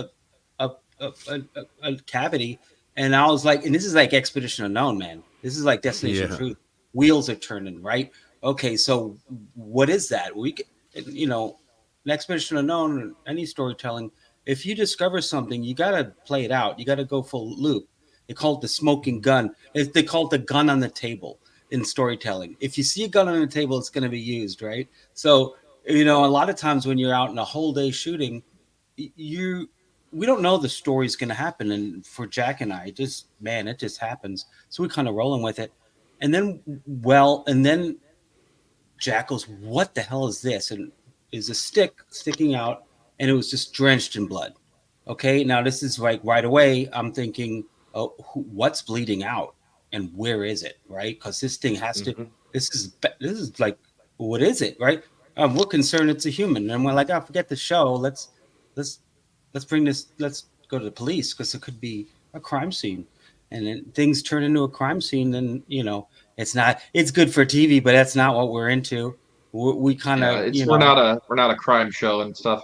Well, the funny thing is, Evan's like looking at it and he's going, oh man, you should be, GPS mark and come back with the cops and blah, blah. And he's talking and I'm just like, and I rip it out of the ground. He's like, what are you doing? Yeah. He ripped it right out of the ground, man. And I'm just wondering, like, I actually told one of my friends, they saw the footage of that and they went, dude, I think the spirit wanted you to take it. And I was like, don't say that. Stop saying. I mean, I wasn't even thinking spirit. I mean, think about this as crime scene and you're trenching all over it with your footsteps. And the weird part bungling is, it up, there was a bunch of leaves that were like spread out, like something was laying next to where it was. Yeah. It was all matted down. But the thing is, we never got it fully tested. We sent it. We called the cops. I also called my friend who's a retired Suffolk County police officer. He goes, here's the way that you can test if it's human blood. Smell it. And I went, what? And he goes, if you smell it and it's metallic, it's human. If you smell it and it's got this berry, like rotten vegetable kind of smell, it's an animal. You're dealing with a deer. There's a good chance that, a buck, may have gotten hurt. What they'll do is they'll roll in mud and they'll roll against something hard and they'll pack the mud into their wound to be able to get it to naturally heal up. So we both smelled it and it was metallic. It was very, very metallic. It was like I was smelling a penny. So at that point, that's when we called the cops. We talked to a detective down in Watertown, New York, and then I talked to a couple of state troopers. And basically, because there was no body, there was no foul play. They couldn't.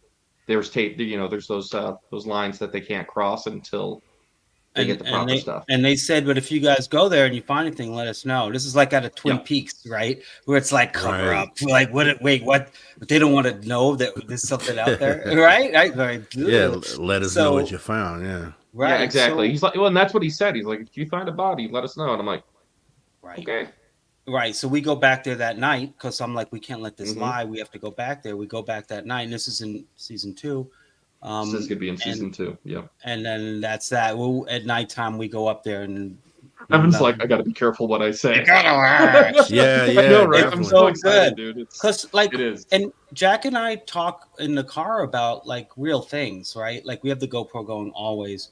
And we talk about, like, what is it? And there must have been something bleeding out. Even if it's an animal, what did that? It's such big open wounds, so Bigfoot, or it's a hunter, but there's no hunting there. It's off limits, but people poach. Yes, they do. Yeah, they do.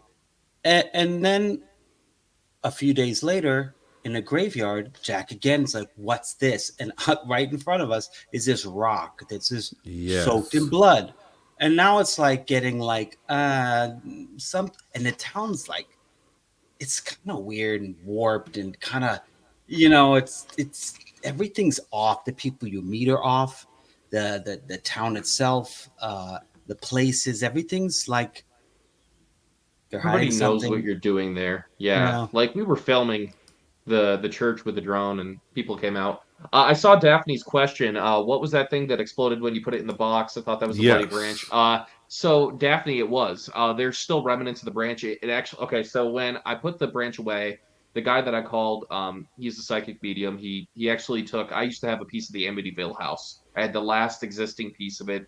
And I did a paranormal investigation around it, and things kind of went sideways. I gave it to him. It's been good and protected now. So I gave him a call, and he's like, take the branch, put it in a box, put salt around in the box around the branch, put the box on the ground, put salt around the box, leave it be, and I'll be there to get it. And so when I did that, I put salt on the branch. All of a sudden, the branch explodes. Like it went from one piece to like 30 different pieces. That could And be I don't know why. the salt taking the moisture and doing something with it. It could be, right? Very well. Salt? I mean, you can't go straight to paranormal. I don't know. It could be. There could be multiple things. There could have been. I don't know. All I know is I put salt. Yeah. It scared the crap out of me when I heard it pop, though. I had a video of it popping, and I was like, "Oh, jeez." Yeah. Okay, so you come across the bloody rock, right? And I guess, I mean, in the episode that I saw, you hadn't determined too much of what it was. I know you scanned it, so you're getting into using the scanning equipment. What was that you were using? Was that the thing that had the blinking lights on it? Was that what the scan tool was? Yeah, it's a LiDAR. So what it does is basically a lot of your phones this day and age can actually use LiDAR. And what that does is it takes multiple photos at different angles and it makes a 3D rendering of an object. And the reason they came out with this is actually for 3D printing. People will see things in public and they're like, oh man, that's really cool. Like, and they do a 3D scan. Now they can go and put that file into a 3D printer and able to print that item. That's how a lot of people are fixing things this day and age. You know, you get something like a cell phone and you have a case, but there's a little like you want to protect your phone right here where the camera is. So you do a scan of this area, then next thing you know, you can print something and pop it right onto your phone and you have a lens cover. Nice. Yeah. And we use an app. What's the app we used for that on our iPhones? I can tell you that in just 1 second. Let me bring out my other phone. Most iPhones, it's that little lens on an iPhone. Polycam, and it's amazing. And you're going to see it come in season 2 as well because we had some crazy stuff happen and we needed to scan stuff. Now when we talked last, and I don't know if you have any of this that you can show Evan, but you mentioned and we had an idea of running some sightings or things through this AI software that you had. You had said as well that you had already run something, which I think is kind of controversial, could be depending on the results. The Bigfoot film, the Patterson Gimlin, the historic film that you'd run this through AI. Now I've talked to a mutual acquaintance that is aware of what those results were, and he said that it's mind blowing. And I don't know if you have that to show or if that's something that we can get into. Okay, because this was something that was interesting, and you know, it goes to say, right? You don't just jump on a bandwagon immediately. You take a look at the evidence, process it to determine how you feel about it, and then go from there. So maybe it shows that, yes, this thing was Bigfoot, and maybe it shows, hey, guy in a suit, guys. And I don't know, I have not seen this, so I can't say. But what it is, that first time I got my hands on AI to clean up photos, first thing I think of is cold case crimes that are based on blurry images. Okay, that's because I want to like help. Let's like in my mind it's like and then I thought Bigfoot. I thought the Gimlin film. I thought all the ones that because I was like, ooh, that's a TV show. like cold cases based on blurry photos, and AI can uncrack it, like it's doing with a lot of hieroglyphs and stuff. Archaeology is using AI to uncover and to look at things a different way. And what I do is I just get into the shadows. I open up the shadows. I take out the grain. I'm not adding. I'm not telling it. Dark night. Moon shadows, high resolution. These prompts that get you places. I didn't. I just cleaned up the photo, and we're full transparent about this. I record as I'm doing it every single time, and I want to. Hey man, it's just another piece of evidence. Yeah. And you know Another what? way to look at it. It's creepy because there's a ghost in the machine, and it's real scary. And we know how this is going to end. We've all seen Terminator, right?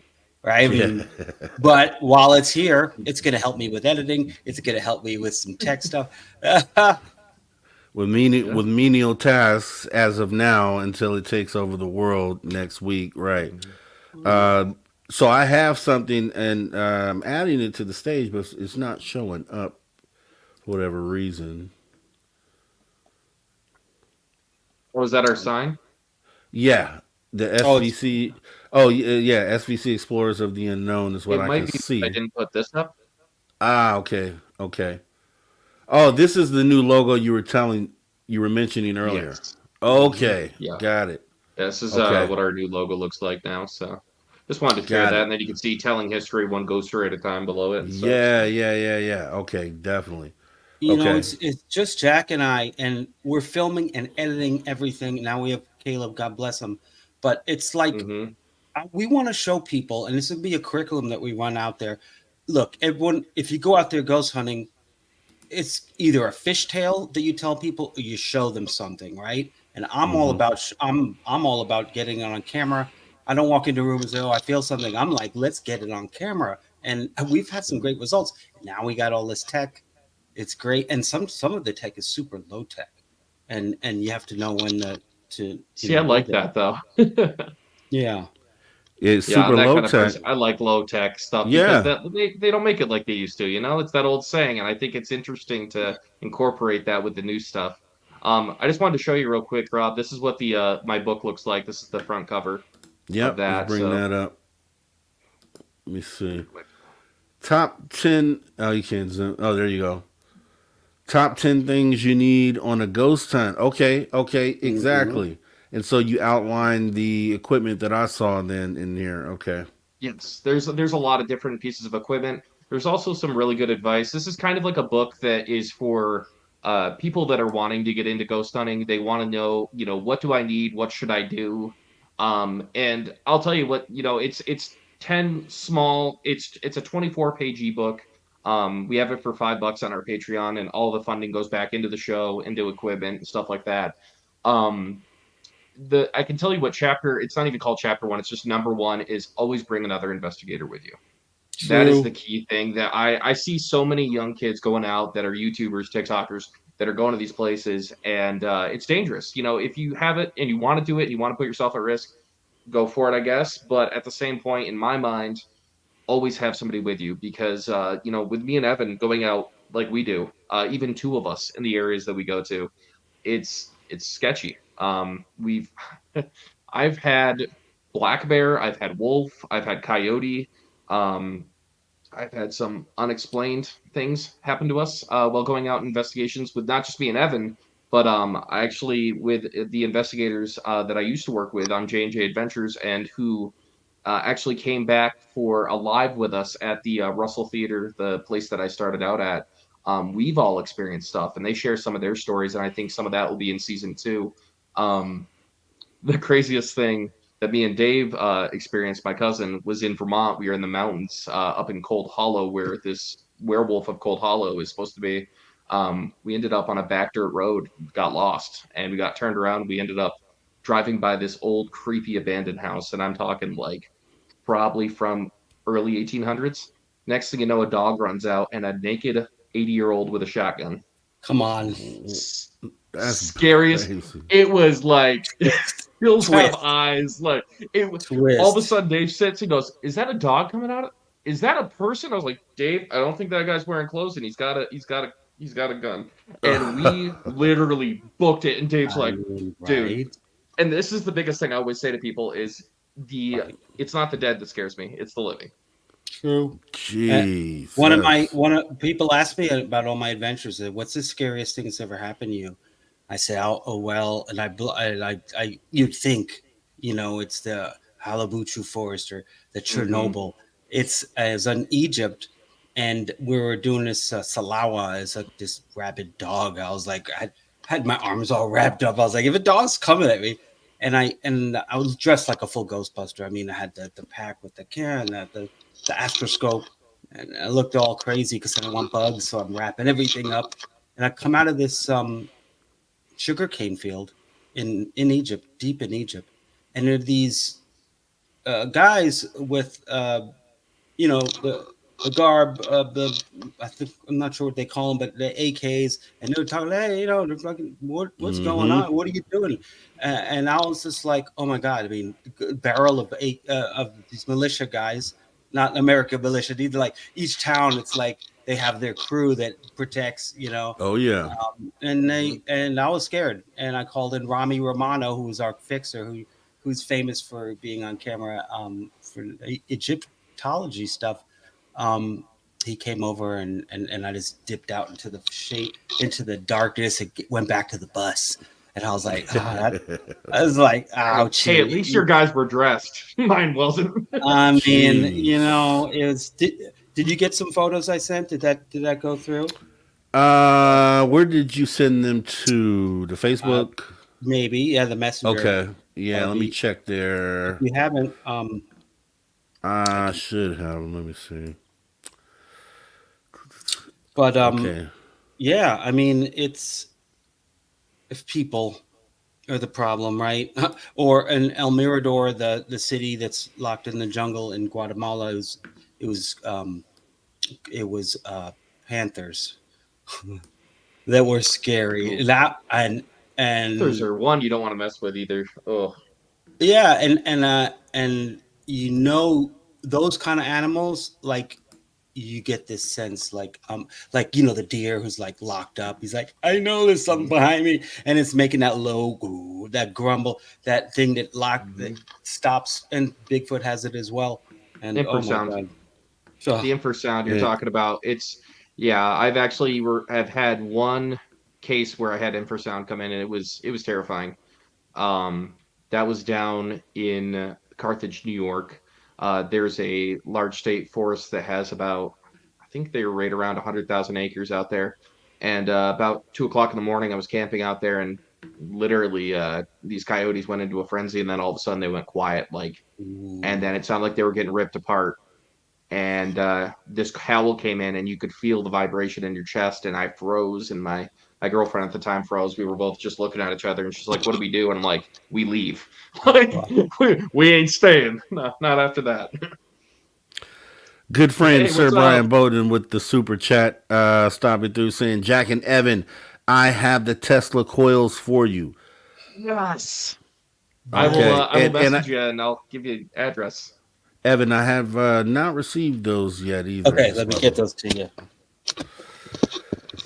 Yeah, we're hoping to have my guy Brian Bowden come step on in and join us, but he hit traffic on the turnpike, and yeah, so you know how that is. So yeah, so hopefully we get him in here. The Jersey Turnpike. Yeah. Oh yeah, I've been on that. If you're from Jersey and anywhere, and you say from Jersey, you know what the expression is, right? What exit? They say, See, that's what I like about living in the sticks. All you have to worry about blocking you up here is another cars. It's if somebody's like cows get out, or there's a couple white-tailed deer in the middle of the road. I got to travel on the New Jersey Turnpike, and then I got to go through Boston. Florida. No, Florida Turnpike. Oh, Florida Turnpike. Oh, geez, that's right. even worse. He's in Florida right now. Oh yeah. Okay. Yeah, my family's actually down there right now. They're down right by Crystal River. Yeah, so man, okay. Well, with that being said, we're gonna wait for these pictures here, and I'm just Brian. I talked to Brian a couple weeks ago, and he said he was privy to what these results were on this Gimlin thing, and he was just like, man, I'm not even won't even spoil it for you. I'm like, oh my god, I can't wait. Did you how's It's that? Did you get them now? I was going to announce them just for once. Checking we check Messenger our again. Yeah, if Evan, if you need to send them to me, I can send them through to Facebook Messenger for us and everything, so we can get all Okay, that. good. But You got, I'm just going to but yeah, send no, out. Evan knows that this one's a sensitive subject for me because Yeah. the Roger Patterson, like the Patterson Gimli film, was like the first thing that really got me interested in cryptids. I had my first experience when I was 8 years old, and I never really knew what I saw. In my mind, I thought I saw a orangutan or a gorilla or something, and I thinking, did it escape from the circus, the zoo? And then I see the Roger Patterson Gimli film, and I'm like, wait a second, that's what I saw. And I actually go into a part of that in one of the episodes with our monster breakdown, and what I saw that day was, around 8 foot tall, and it looked like a black haired orangutan. Oh, that's what you were talking. Okay, I heard you speak on Mhm. that. Yep. So yeah, and you're right. I mean, it's a sore place for a lot of people because It needs to be there explored. it does. I mean, because there's a Yeah. handful that fully are behind it, and there's a handful that say no, it's a guy in a suit, and so Mm-hmm. there's that line that's there, and anything to help clear the line is I'm with. So Yeah. I'm anticipating these results. Uh, I don't know. I mean, then you can get an idea of what AI can do for old footage or some sighting that might be kind of obscure. So definitely going to be something good to look at. I mean, the Roger Patterson Gimli film has been looked at so many times in so many different lights too. I mean, there's people that have gone to the extent of getting an Olympic runner to copy how this Bigfoot walked in the video. Um, and the results with that are insane as well. Just the way that the Sasquatch's legs were, the way the knees were buckled out, the way they were curved. Actually, he just sent me the photos, so I'm gonna Got send him. these over to Okay. you via Facebook Messenger. All right. Yeah, I mean, I like that's the thing about being an investigator is even though you have something like this that does mean a lot. Okay, you should have just gotten them as well from Evan on the Facebook group too. It needs to be explored. It needs to try to be debunked because that's a part of being a good investigator is looking at every angle. It's the first thing I put up after I was like, what can I put up? What's the biggest mystery of blurred photos, right? Yeah. And within 3 minutes, I was like, oh, okay, well, I mean, I mean, that's it. maybe it's filling in the Exactly. blanks in a weird way, but it's Mhm. why not it just being what it is, right? Well, and I I want to think the believe. other thing too is here. And actually, let me see because I have before I do that because I should have the actual original Ooh, film here. Yeah. So let me see. cool. I've played it here Reliving my before. childhood right now. Yeah, I mean, and the thing is I was we were looking at it one day, and because we were comparing it to the footage of the Bigfoot that was taken off of the train, Oh and yeah, comparing the two, yeah, I did that because too. Yellowstone. oh, you did that too. Oh, Yeah, nice. let Okay, me send it. so let's see. Okay, here we go. This is the Oh, original this is film, everybody. stabilization too with it. Oh yeah. Somebody stabilized it. Let's see.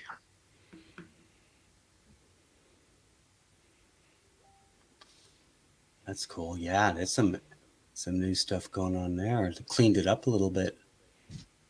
Yeah, but the zooming in. And I mean, with that kind of camera, there was no zooming It, unless you put a different lens on. I think it was a 8mm or 16mm, right? I believe it was a 16 millimeter. Yeah. Okay. I remember it was one of those Now- ones you had to turn and you had to get the whole reel going. and- Bolex. Yeah. Yeah, he was on horseback when it happened, though, so that's why it's so bouncy. Is when that thing startled him and got him knocked off his horse, he had to pick up the camera and get it going, so he didn't have it on a tripod or a monopod. He's sitting there in that moment trying to capture it. And Right. there is another photograph, which is a tighter shot of the face. You got that one too?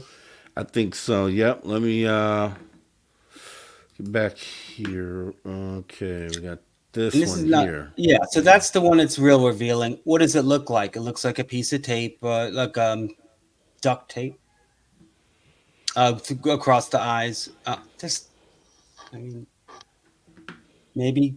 Yeah. I'm not saying it is. I'm just saying that's what I got out of it. Yeah. Yeah. Duct tape. Mhm. Okay, I can see that. I can see With that. like, You can with like see where you're pinhole. going with it, yeah. The But why thing would for Okay. me, though, with this is, and I get where Evan's saying the whole duct tape thing, because I definitely can see it. The thing is with this one, there weren't suits like this back then. The detail, if you really like, I'm all for AI. And I have seen Evan take things and change. And this is where, like I said, we bash heads, but I love that about us because we're both looking at it from different angles. Back then, there was the movie The Planet of the Apes. There were no full Planet of the Apes suits. They only went to chest height, and down below it looked like a t-shirt. So a suit like this, and this was something that I got to watch on a documentary, because I've read books about this, I've watched multiple documentaries on this.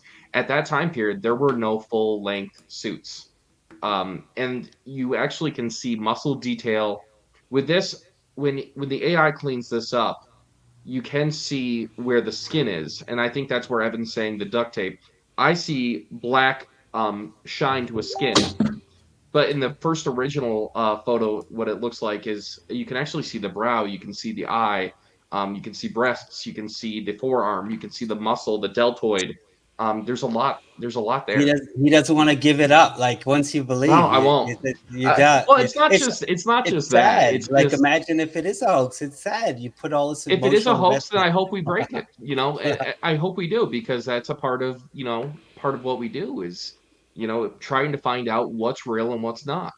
I mean, this And I think AI, once technology, it progresses, I think Which is once it what progresses, tomorrow. it's going to start taking a lot of things out. You're going to start seeing things. I just think right now AI is at a very new stage. We're using it in the show. It's amazing to use in the show. And as AI progresses, I think our show is going to progress as well. And I think that's the beautiful thing that Evan is bringing into the show. Yes, it's going to be a good tool to use. And I know you just sent me something else, so let me check that real quick. these here. are things we're doing with AI to clean up and investigate stuff that you would never see because of the grain, or you can't see in the shadows like that.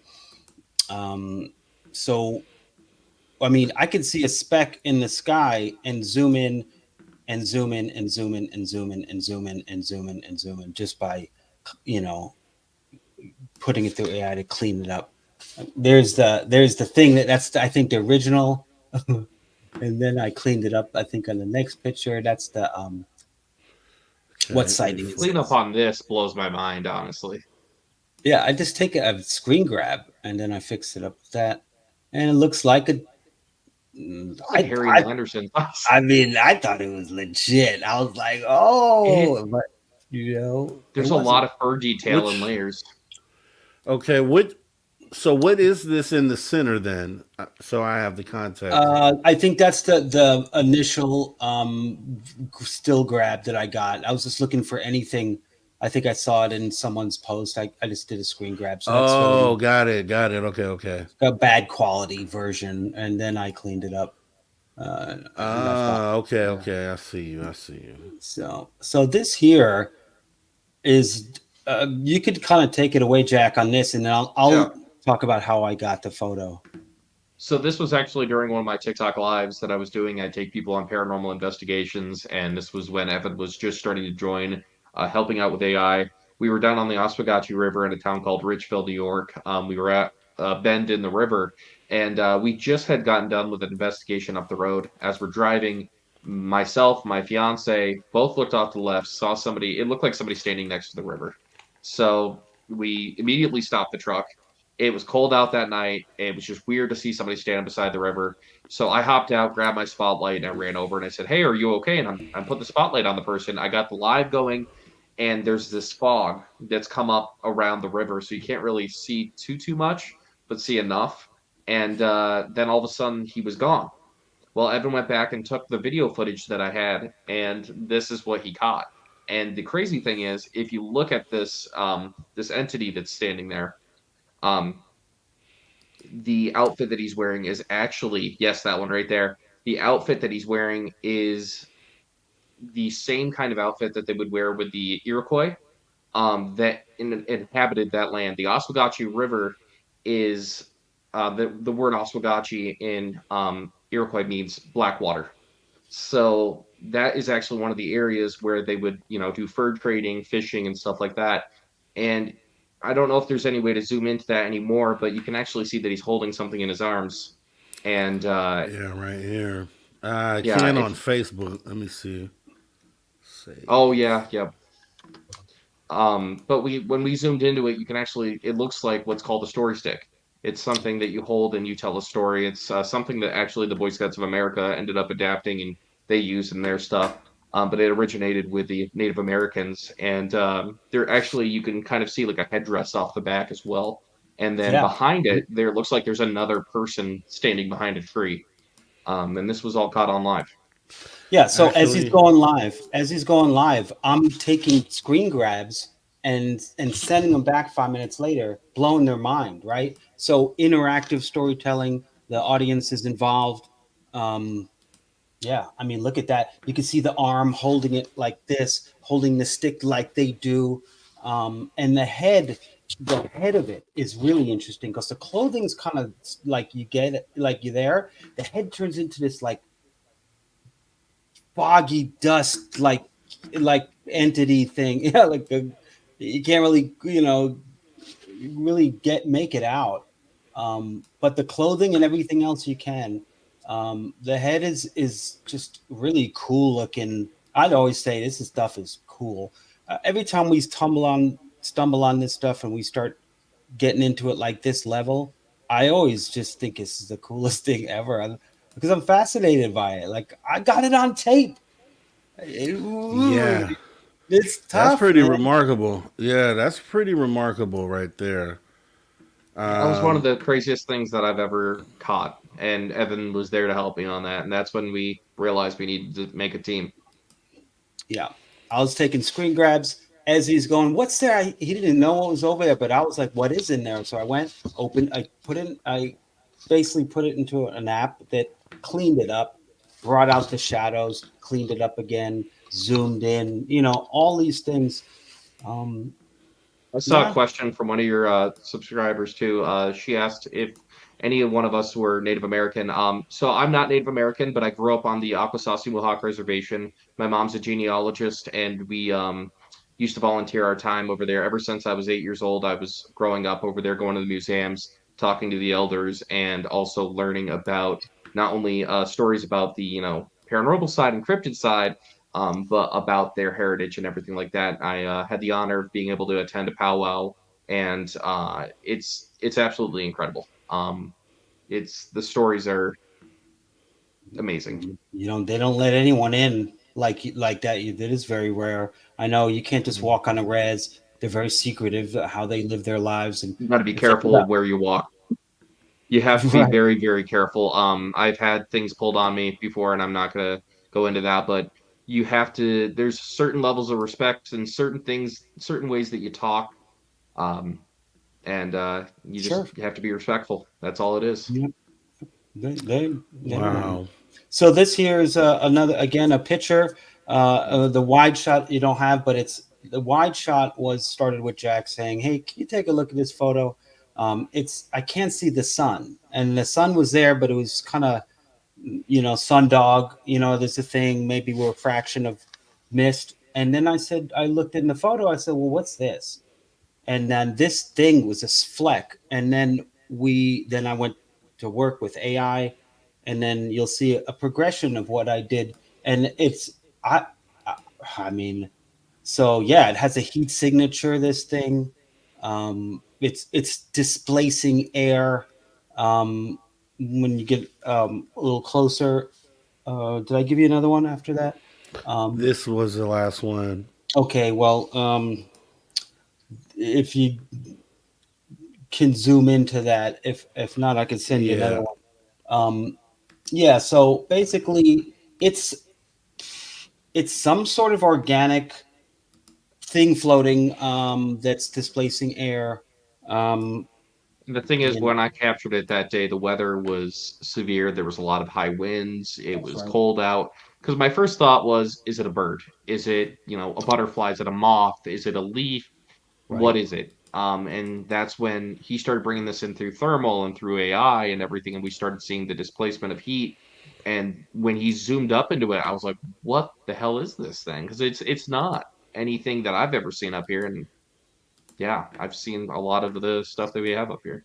Can't say I've seen everything, but So yeah, it kind of falls under Jack and I's kind of thing. My perspective. thing is that, like, oh, people UFOs, they just arrived. No, personally, I think that UFOs or unidentified things are uh, another dimensional creature that comes in when nature's pure, when there's no, we don't paint or concrete over everything, and they're organic, and they're not space aliens.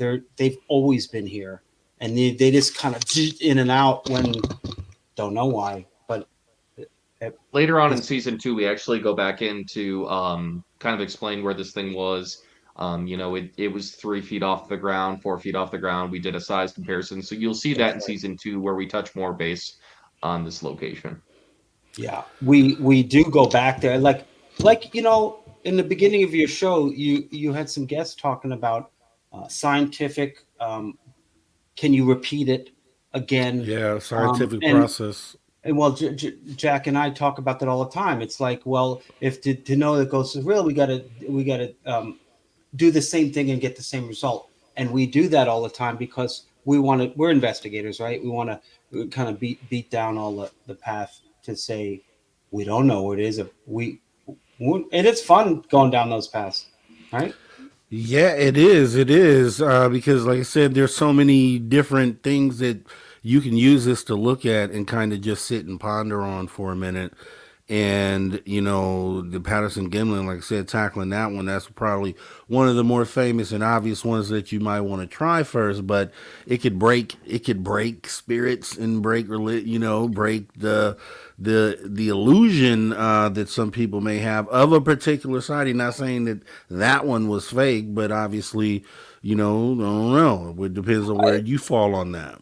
Well, It's maybe always going to be speculation, and everybody's going to always have their own opinion, and that's perfectly fine. That's the beauty about this community is you have believers, you have skeptics, and then you have the believer and the skeptic. And I think that's how you have to be a good investigator. And Yes. also, let's face it, AI is interpreting filling in the spaces on its own. So maybe it thinks that's a tape, but it's not, right? So Yes. let's just put a disclaimer on it right from the beginning that there at a certain point it uses magic juju to come up with what it does, but it's probably says, okay, well, if that and that are the same, it would be kind of a good reasoning that this is similar, right? And we're going to fill that in. Um, so maybe that will. Yeah, well, that is awesome. That is awesome. I do appreciate that, and I know the I'll get the audience people. I'll appreciates get the people back. Like yes. it. So, guys, awesome show that you guys put together. Please keep up the great work. I would love, obviously, to talk to you guys again. I'm watching your trajectory from afar. I'm sitting back watching it happen real time, and it's a beautiful thing. I love the execution. And the mind, and like I've said this on the first interview, when you have a mind like Evans for cinematography, and then you have a mind like Jack's, who's been doing this for over 25 years. Jack, right? Just over Research. 20, it'll be 23 years coming Okay. April. So with all that there, then it's just the ingredients for something great. So, guys, I must stress, go and subscribe to the channel. Check out the 8 episodes that are there now. Get you ready for season 2. And Well, first, I want you guys to go ahead and say anything you want to say to the audience. so guys, season 2 comes out on April 1st. We'll be doing our podcast every other Wednesday, opposite of the episode being released over on our YouTube page. We have multiple different platforms that we're on. If you guys want to check those out, go to our YouTube page. Make sure you hit the subscribe button. Go over, hit the link tree in our bio, and go to all the different platforms and follow them. We just released our first book, which is the top 10 things you need on a ghost hunt. Go check that out on our Patreon. You can either become a free member or a paid member. It's up to you. We also have our TikTok where we have short videos. So, guys, there's going to be a lot of content coming out here very, very soon. We're working on everything right now. So, Yep, we're and grateful for everything as well. the name of the show and where to find it is SVC Explorers of the Unknown. And that's where you'll find our YouTube page. I just want to kind of shout out and kind of talk just a little bit about, like, this is just Jack and us, Jack and me, Jack and I doing all of it. And now we have Caleb, right? But I want to kind of tell everyone that you can do that too. This is not no magic. I'm experienced. I know to always look at the thing that says record and to make sure I listen to audio and I know how to put it together. But now more than ever, we shot most of it with our phones and a flip out. And I heard in one of the comments that said, do you have any evidence that isn't AI? Yes, we do. Our biggest evidence, which is the full aberration on the bridge full body, is just my iPhone, but I opened it up and got in the shadows with just regular, in my Premiere. Taking the contrast and the brightness and stuff like that. I mean, we have a lot of stuff that isn't AI. We use AI to help enhance images, but not to change anything or put anything in there. Yeah. And we're using it for our post-production workflow. And anyone who's an editor who wants to talk about that, we got a show right here talking about how we use AI to leverage just Jack and I, how we get through hours of footage, how we cut it down. There's all these new products out there for content creators. They're made for us. And, me back in the day, if it's a 3-hour interview, it takes 5 days because I got to go through it. Is that better than that? Is that, how am I going to start this? Now we kind of have a really good workflow, and it's making our lives easier so we can get back. Plus telling the story. Like you said, telling the story. Some of the monsters we've been able to bring to life through AI imaging is absolutely insane. My first sighting when I was 8 years old of the Bigfoot, I got to use an AI imager and I described what I saw, and it took a couple times, and then all of a sudden it was there. The image was spot on, and it's insane to see. Right. A lot of people, like Evan has said, a lot of people are finding this as a threat. They're saying AI is going to take away our jobs. It's just going to make your job easier and better. Quicker. It really is. You can do more. Yeah. And make some more money, right? Because you did it quicker. I think this is the biggest thing that ever happened to me as far as I'm a good editor, but I hate editing. It's like, I'd rather do my time. It's repetitive. It takes hours and hours and days. So anything to help the workflow is great. Loving it. Well, that's why we can do the show.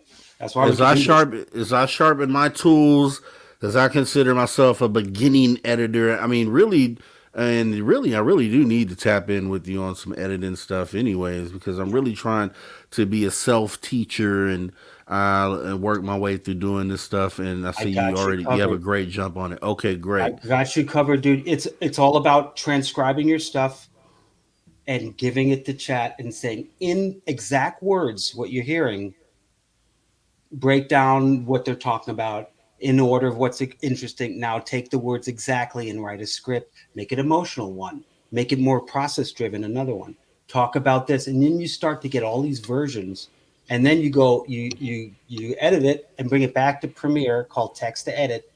And it just snaps it all together. It's like, what? You're just like, what? Yeah, and let me anything. Okay, no, that was a question you answered earlier. So yeah, Damien K. Anything without AI edit we can see, please. You got to go over to the channel and check it out. SVC Explorers of the Unknown. The content is there. this was a fun thing that we did on the side just to kind of see what AI how it can assist. But they have all the evidence already over there on the channel. on So all make of our sure you go pages. subscribe. Yes. Yeah, absolutely. Okay, guys. Well, it's been fun. We got to do this again. It was just so short a time. It ran out. I wanted to bring in our good friend, Brian, but he got stuck in traffic. I thought that would have been awesome. So we'll set that up then for next time. But outside of that, once again, just thanks so much for coming by, giving me your time. And I will be talking to you guys soon. We'll definitely stay in touch. Play it Sounds death great. metal. Thank you for Come having on. us. Yeah, I got a little music for the next break. You guys have a great rest of yours. Take care. And for everyone else out there, just pause for the cause. We'll be back for hour number 3 right here on Spaced Out Radio. You guys kick back. I'll be back. Good job.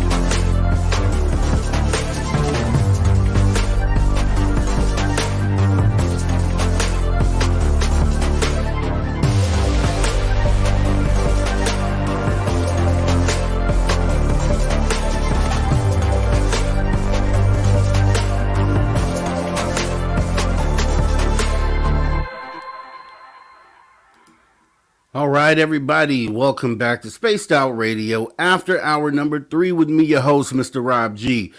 As we just want to applaud our wonderful guests who came through tonight, Mr. Evan B. Stone and Jack Vaisey of SVC, Explorers of the Unknown YouTube channel.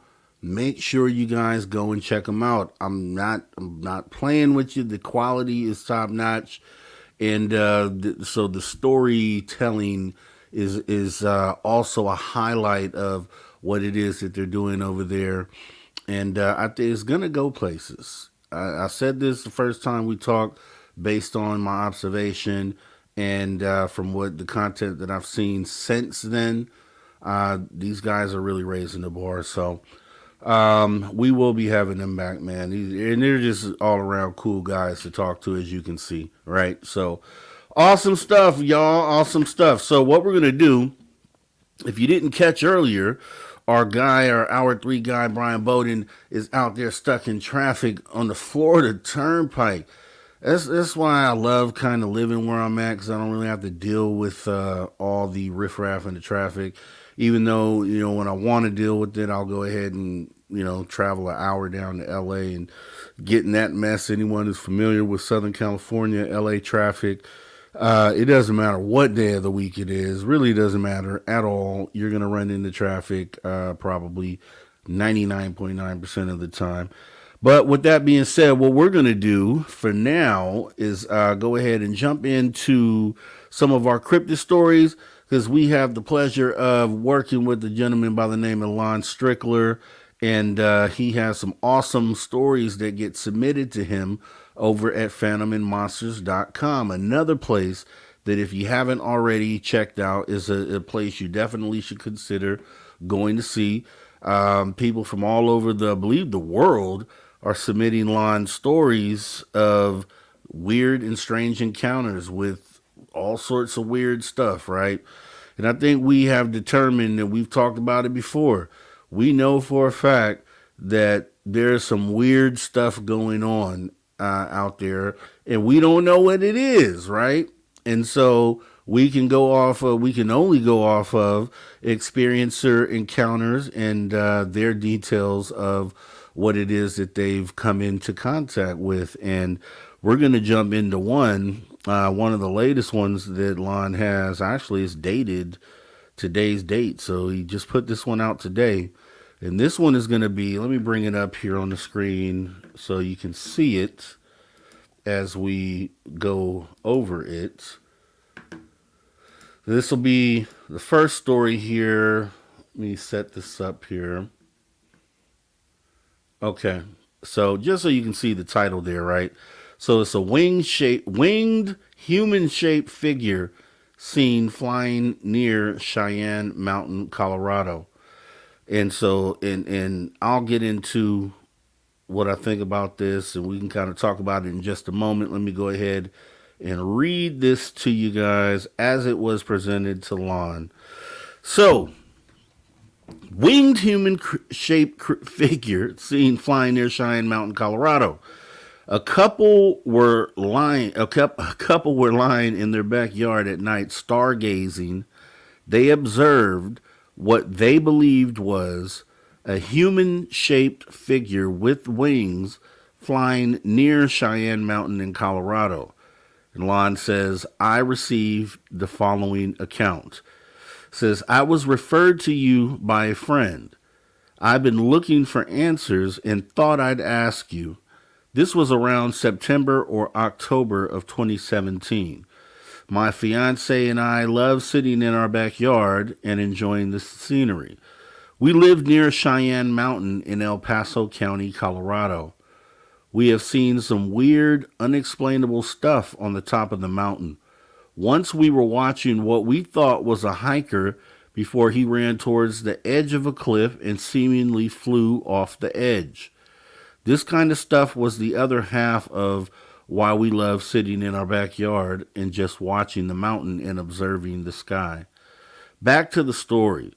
With all the strangeness, this by far was the most unexpected and unexplainable. One night, around 10 p.m. to 12 a.m., we were up late and felt like lying out back and stargazing. We dragged the dog's bed outside and threw a few blankets on top so we could lay on it. It was always windy. We lived at the base of a mountain, so this was part of life. We also had a flood wash behind our house with a little running trail that made our yard even more windy. As we watched the clouds pass under the stars, something large and humanoid glided over us. It looked like a man with wings. It did not flap, just glided over silently. I would say about 3,000 feet up. I'm estimating this based on the height of the mountain. I'm not sure, but it looked like it was about the height of the mountain peak, below the clouds, gliding above our house, south, parallel to the mountain ridge.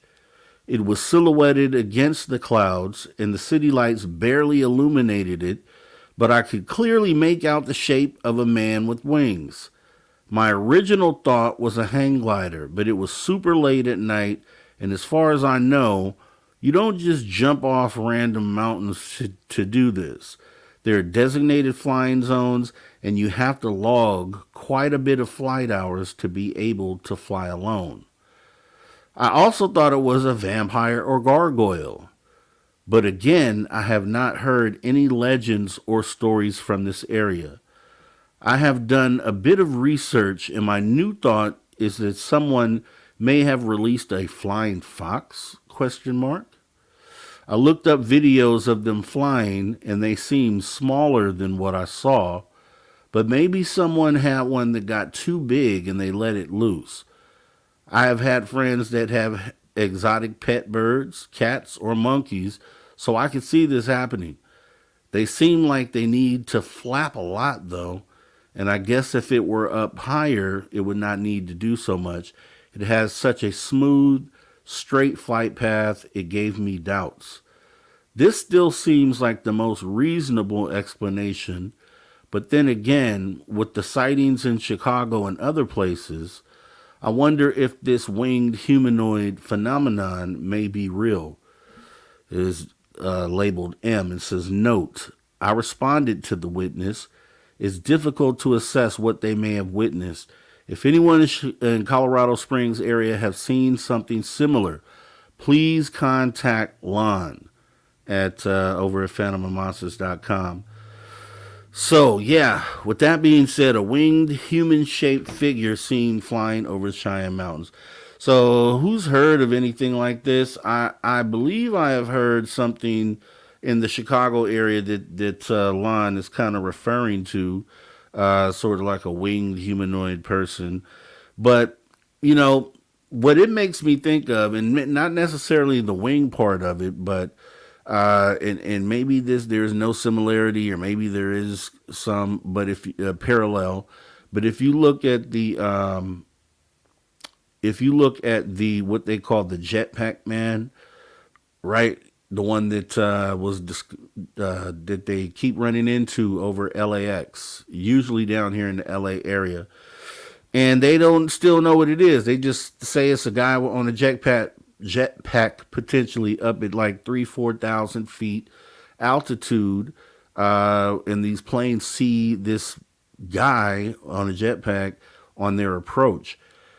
It's been something that I've wondered about, because, you know, you've seen some of the film from, I believe it's Mexico, somewhere in Southern America, where they have this video of what it looks like, just a humanoid figure kind of just floating across the sky.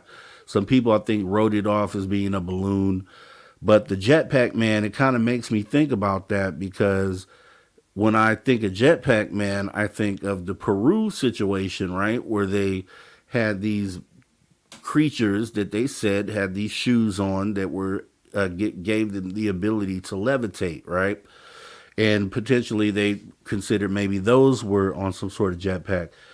And I started thinking, and then the other part that has recently happened that kind of made me think about it was the jellyfish UAP, right? So when I look at that, it looks like something anomalous to me. Is that potentially a life form levitating, essentially? So it's like what I'm trying to find out or figure out is, are we talking about some of the same things when we talk about jellyfish UAP, Jetpack Man, whatever that was over in Peru? Some of the things that people are seeing in Mexico and Southern America that just float across the sky. Are these things one and the same? Are they interrelated, interconnected? And I don't know, because if it is something there, obviously, then it would show that whatever these things are able to kind of just mosey around within our atmosphere with, without protection of like a craft or a ship or something, right? Because if that's a thing, then maybe that's one of those things we have to put on our board as something to be on the lookout for, something that's been mentioned more often than other things, but we still don't have the actual answer to, but something to stay on the lookout for. So that's kind of what kind of stood out to me when I read the story initially, when I looked at the winged humanoid, and I just have been thinking about it since the Peru ET, but I don't know. One of those things, I guess time will tell, and we'll figure that out. But getting into the next story, we have one that was, looks like this one was posted today as well. And this one is the mysterious creature concerns Greendale, from a Greendale, Wisconsin resident. So I'm going to go ahead and read this one from Lon Strickler's phantomandmonsters.com. And we'll see what you think here. So, a Wisconsin woman let her dogs out at night, but is alarmed when the dog refuses to go past the patio. She notices a terrible odor. The next day, she finds 3 dead squirrels lined up in the woods. And so Lon says he received the following account. Hello. I found one of your posts on the Strange Wisconsin Facebook group. This is not a personal experience of mine. However, a close friend's mother who lives near Greendale, Wisconsin, related this story to me. She let her 2 dogs out in the backyard. Those familiar with the area know that Greendale is just a bit outside of Milwaukee. Her backyard is connected to a wooded area, so she's used to random wildfire. Deer come by frequently, and bears have been known to wander around from time to time, not to mention the countless smaller woodland creatures. This being said, she had a fairly disconcerting situation unfold.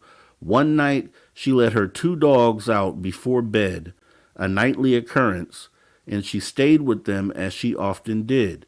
She regularly would sit on her patio until midnight or later, but not so anymore. As I said, she's used to seeing occasional wildlife, as are the dogs. This particular night, she let the dogs out, and they started to make for the yard. However, they stopped just past the patio and stared into the darkness of the trees. Unwilling to move further, she left her back door and to try and coax them to hurry up and do their business. As she approached the edge of her patio, she noticed a particularly rancid odor. She said that it smelled like mothballs, rotting meat, and dead fish. Shortly thereafter, she heard a loud grunt and the rustling of foliage. She was very clear that the odor was no animal that she had smelled before, and the grunt did not sound like that of a bear even though one had been spotted in the other area not super far from her place. Two, in fact, had been spotted. One had wandered onto the interstate and been struck by a truck. It was enough to shake her, and she didn't spook easily. Now, that would have been weird enough for her. However, the next day, she let her dogs out, and one had traveled a bit further into the foliage before she called her back, heading in the same direction as they had been staring the other night before. She called her back and she came, but it was off for her to have traveled that deep in. The next day, during daylight, she decided to trek in a bit and see if she could find any bear signs or anything like that. She didn't. What she did find was 3 squirrels dead, lined up, not end to end, but one then the next, like lined paper, and spaced out evenly. The squirrels weren't bloody nor mutilated, as one would expect from a predator attacking and snacking, just dead and laid out evenly. I don't know what animal would do this, but it didn't sound like anything I had heard of a normal animal doing. Any insight into this weird happening? And Lon puts here, note, the first thing that comes to mind is either a Bigfoot or a very odorous human. Very weird, Lon. All right, so with that being said, I don't know if there's too much to that. That could be, I mean, the way that they talk about it being laid out, right? Laid out one next to the other. That's how I'm visioning it, as one dead body and then another and then another, and evenly spaced out, no blood. Is it? I don't know. Lon says it could be Bigfoot. Then I'm going with Lon. Lon is definitely the expert on this. I couldn't even begin to guess what that would be. So with that one being said, let's pick one more. Let's get a strange one here. Let me see. Let's see. I want to get a good one. Okay. Let me see if I can get this one here.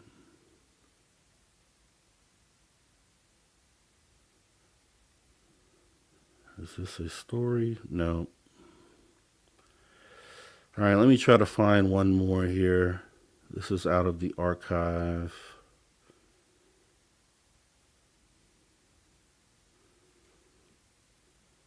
Okay, let's do this one here. There's one Lon put out on the 10th of this month. This one is about a 7-foot tall, and this, if this will sound familiar to you from stories that other people have told, so maybe you'll be able to pinpoint exactly where you may have heard this from. But this one is 7-foot tall. 7-foot tall reptilian armed commandos exit landed craft near Naples, Florida. Let me see if I can actually bring that up here too, so you can see that over here. Let's see, where am I at here? Okay, here we go.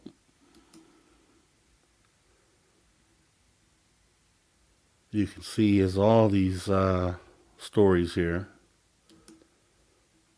If I can get this. Okay, there we go.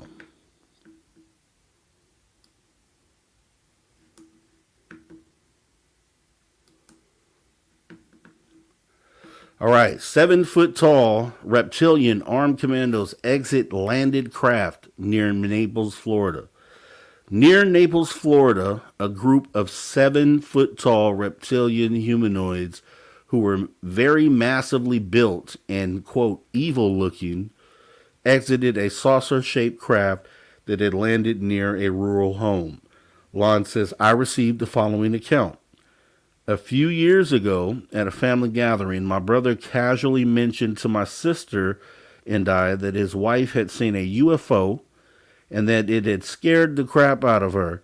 When my sis and I approached her, she wouldn't talk about it. So we decided on New Year's Eve to get her nice and buzzed and then try to get the story out of her again.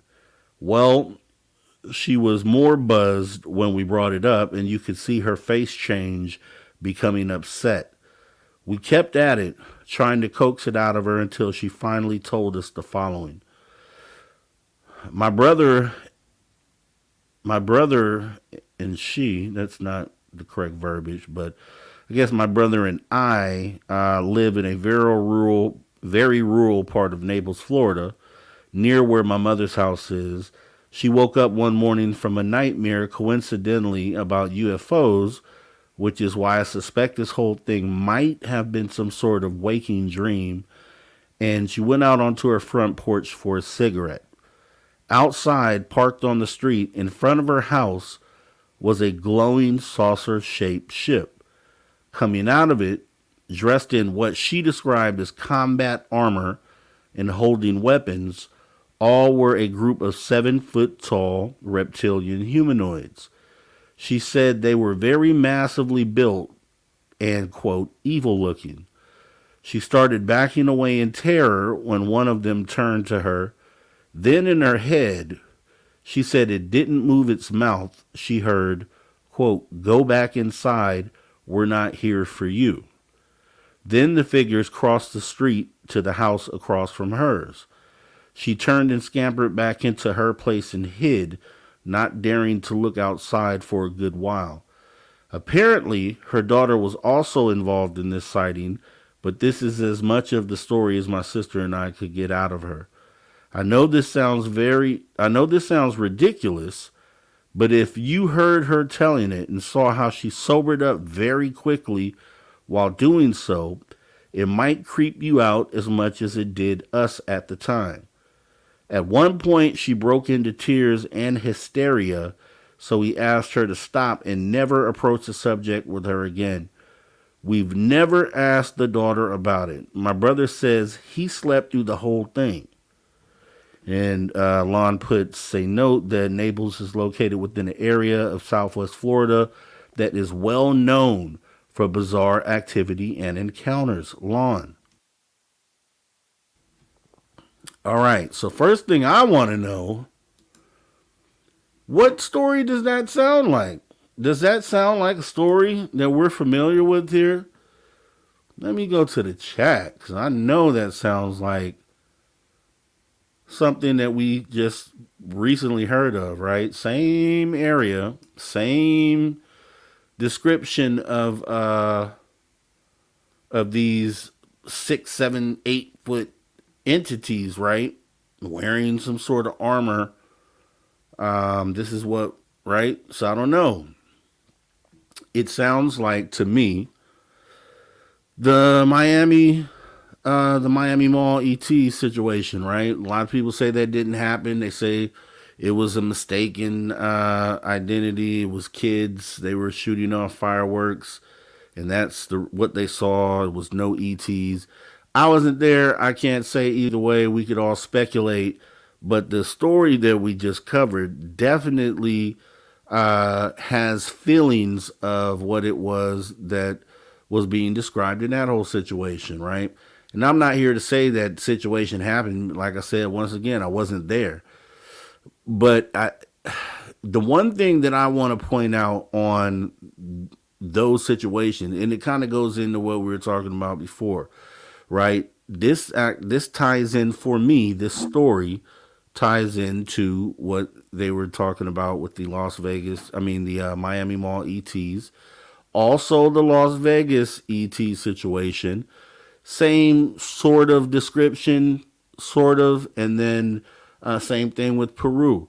So, the only thing you can do is look at data that you have, and in some cases is just a story from experiences, but in this case, obviously, groups of experiencers that experience the same thing or are telling the same stories. So, I would want to take something like this story and the other things that have been reported like it and put it in a parking lot space where it's data that can be referenced, because if you continue to get stories like that sound like the one Lon received here, and then you keep having reports around the world with different, different entities appearing or showing up in places, then it kind of makes you think that maybe it's something that's a thing, that there may be a thing to these sort of descriptions. And I don't know about the reptilians and if it's a particular race or species. I can't speak to that because I haven't personally had an encounter with any species that I can tell you directly. But I can tell you that the stories sound the same, right? And that's kind of why history is important, because even though a lot of people brushed off those stories in Miami and then Peru and Las Vegas, a lot of people brushed them off, but it's still the data that's there to be compared to someone else's story down the line, right? And I kind of think that's what the parallel is here for this story as well. So just wanted to point that out and how important that is. So what we're going to do now that we have finished our cryptid stories of the night, we have about 25 minutes here. And I say it's about 20 minutes actually, because we'll need to get our commercials going at the end of the show. And so I think 20 minutes is probably going to be enough time to finish the trivia that we started the other day. So let me remove this here. I had put together a long list of questions last week. We didn't get through them all even close. So I think that's what we'll do. So get your fingers ready.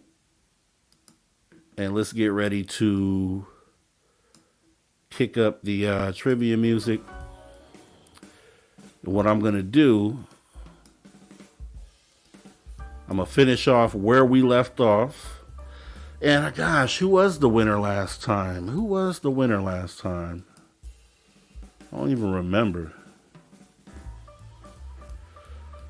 Let me see before we jump into it. Christine says, Rob G, how was your trip? How were you feeling on it? I was feeling great. The trip itself, I was feeling great. I didn't really start getting sick until I got back home. I went out for, I don't know if anyone has had Korean corn dogs, but once I got back from the cruise, my mother stayed in town for a day. We took her out for her birthday to get some sushi.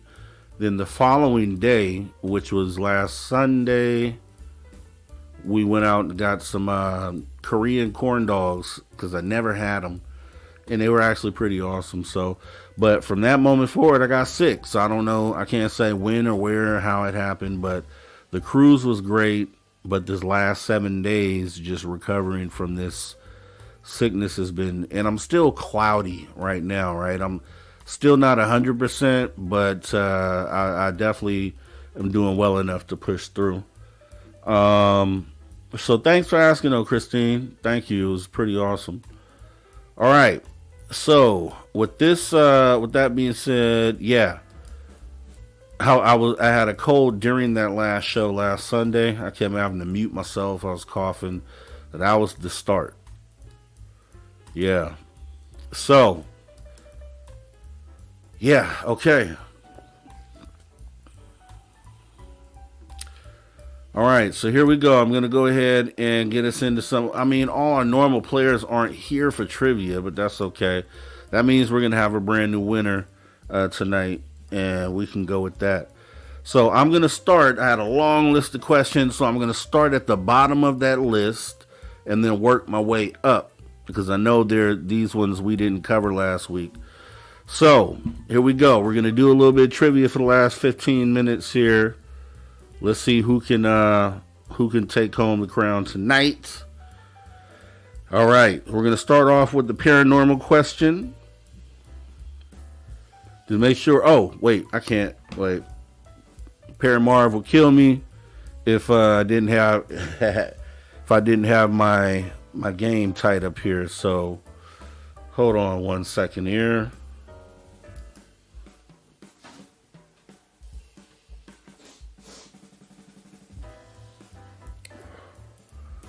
All right. Before we start, I gotta make sure I'm on YouTube chat.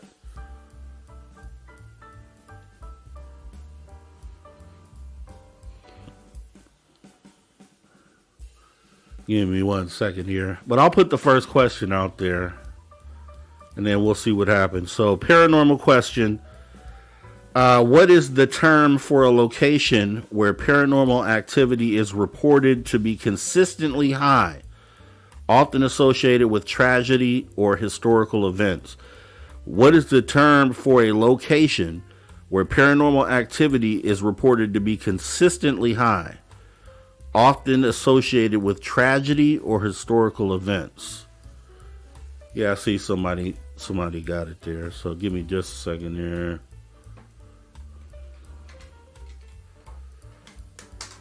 It is a hot spot, so I know somebody got it. I see it in the chat.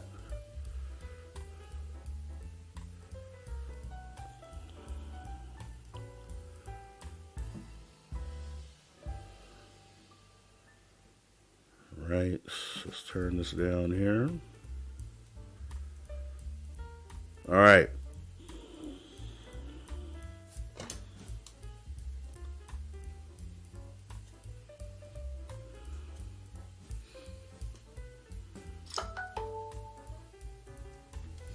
Okay, here we go. All right, hot spot. So that's looks like, let me see, let me go up. Dead fish cheese spread.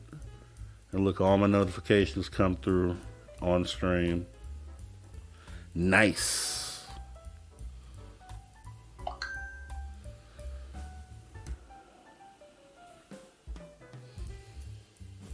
All right, dead fish cheese spread, hot spot. Got it.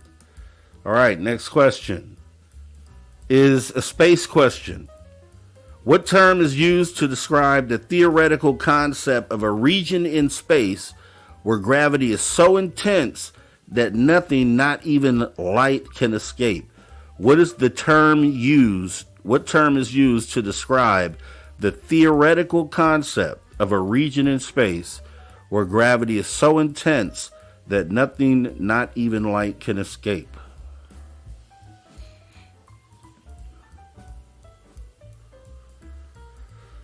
Okay, looks like we got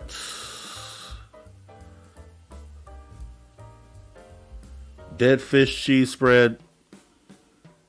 Again, it's going to be a black hole.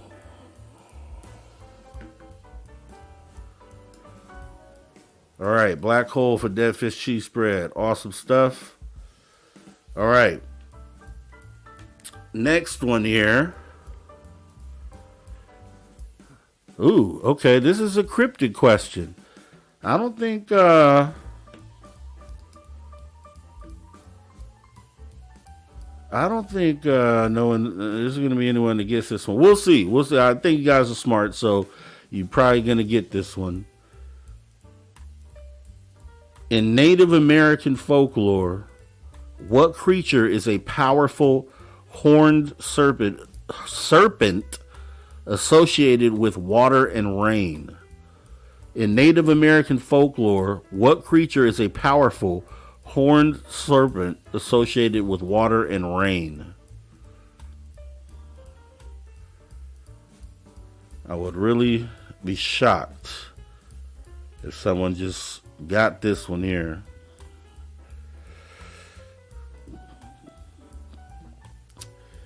You probably don't know how close you are, Christine.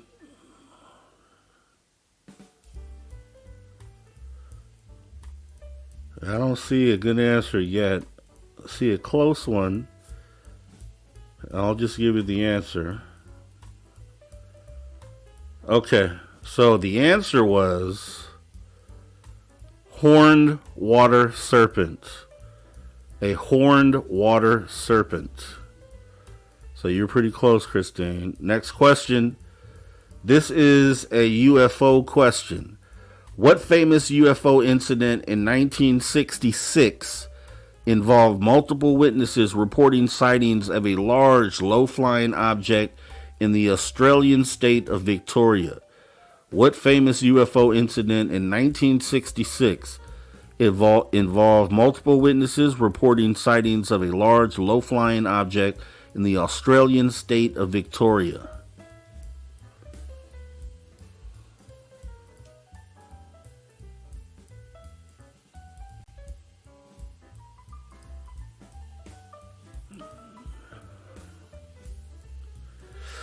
Okay, I think I see it here.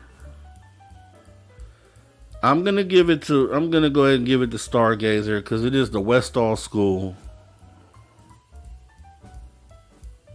One of the most famous, right there with Ariel School. Almost the same thing happened. The Westall 66, where all those kids saw the UFO in the sky. One of those White House on the lawn moments that skeptics ask for. Westall School is one of those moments. For sure. So great job, Stargazer. And let's see.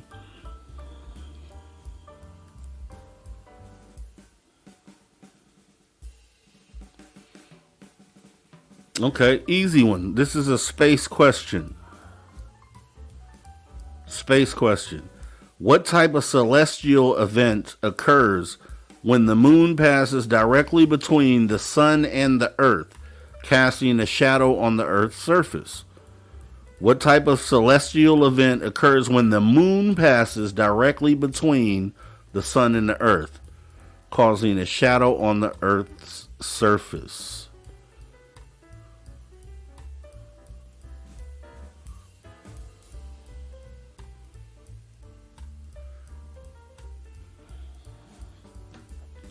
If the moon is passing between the sun and the earth,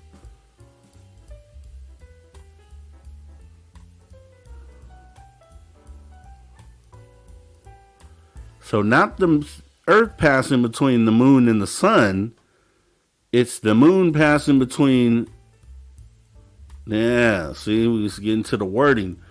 So it is definitely going to be, I couldn't just take eclipse because there's solar or lunar. And this would be a solar eclipse because the moon is passing between the earth and the sun. So that goes to Brandon Coast. Brandon Coast gets it with solar eclipse because that's the correct answer. Congratulations, Brandon Coast, for getting the correct answer. Once again, if you don't get the win, you win with knowledge. Always remember that. Let's see. Next question is UFO question. What term is used to describe the alleged removal of people from the Earth to another location by extraterrestrial beings? What term is used to describe the alleged removal of people from the Earth to another location by extraterrestrial beings?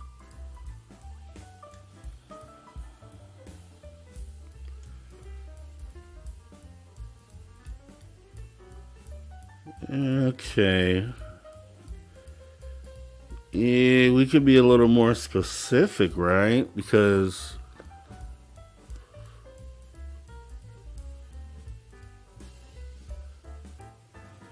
if no one goes deeper, let's be a little.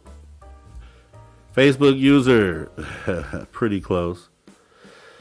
Gosh, okay, I mean, there's all these abductions out here, man. So I'm going to give abduction, even though, come on, we have to be a little more specific because it's an alien abduction. If aliens are taking you, it's an alien abduction.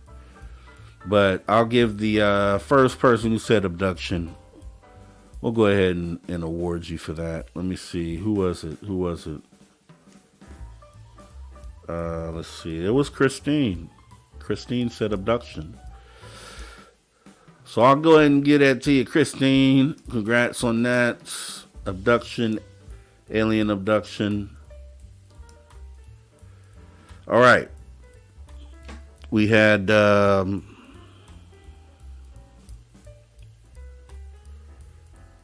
Okay, let's do this. Paranormal. Talked about this recently in the last few weeks, couple weeks, so this should be pretty fresh. In paranormal investigations, what method involves attempting to communicate with spirits through recorded audio, later analyzed for potential messages? In paranormal investigations, what method involves attempting to communicate with spirits through recorded audio, later analyzed for potential messages? Okay, I see it. I see the right answer.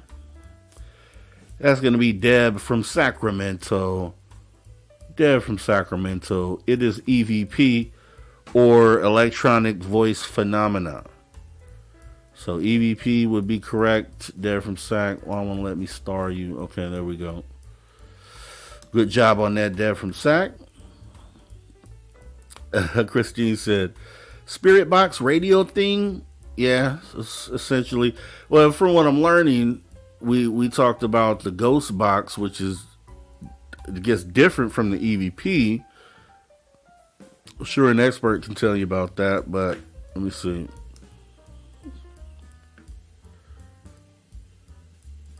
All right. Okay, yeah, so we're good there. Next question is a space question. What is the name of the massive cloud of icy bodies located on the outskirts of our solar system beyond the orbit of Pluto? What is the name of the massive cloud of icy bodies located on the outskirts of our solar system beyond the orbit of Pluto?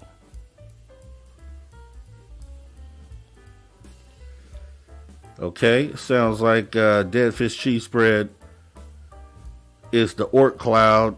Appreciate you.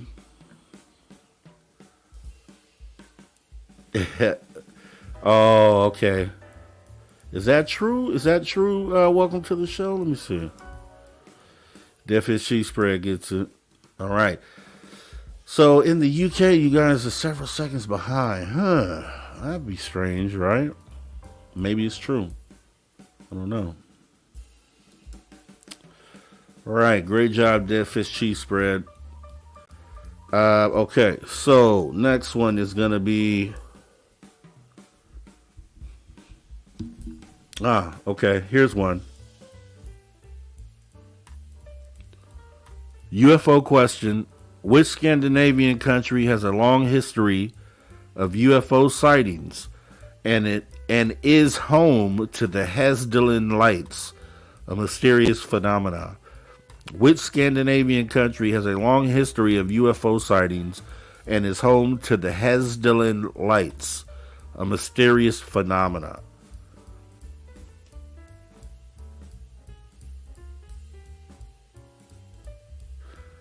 All right, Christine, it is Norway. Christine answered correctly. It is Norway. It is Norway. Dang, really? Welcome to the show.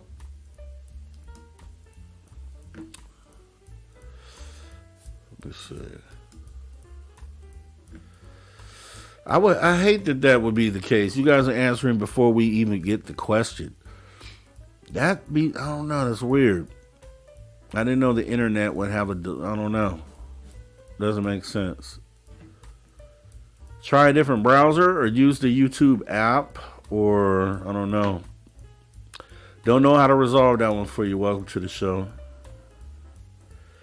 Yeah, Christine is just doing damage tonight, man. Mothman would be proud. Mothman would be proud. Next question.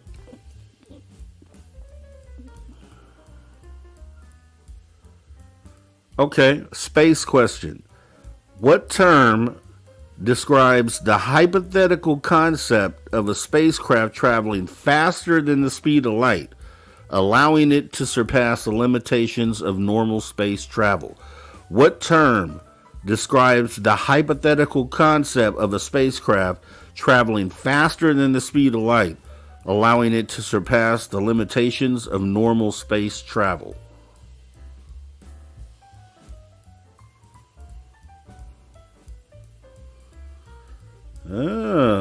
Looking good. Hold on, let me see. Yeah, looks like Deb from Sacramento gets warp speed.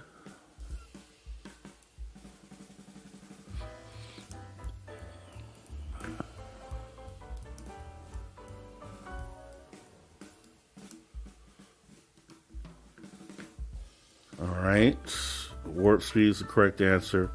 And I'll have to look into that. Welcome to the show. I have to look back at the past winners and see where all the winners have been located to see. That might be a thing. Let's see. Next question is UFO question. What government-led program was revealed in 2017 acknowledging the existence of unidentified aerial phenomenon and investigating their nature? What government-led program was revealed in 2017 acknowledging the existence of an unidentified aerial phenomenon and investigating their nature? Who gets it? Who got it? Who gets it? I'm going to have to go with Deb from Sacramento. It's going to be AATIP or ATIP. And ATIP stands for Advanced Aerospace Threat Identification Program. If you recall, Lou Elizondo came out. All right, so we'll do this as the final one here, right? Let's go. Okay, let's pick a good one, right? Let me see.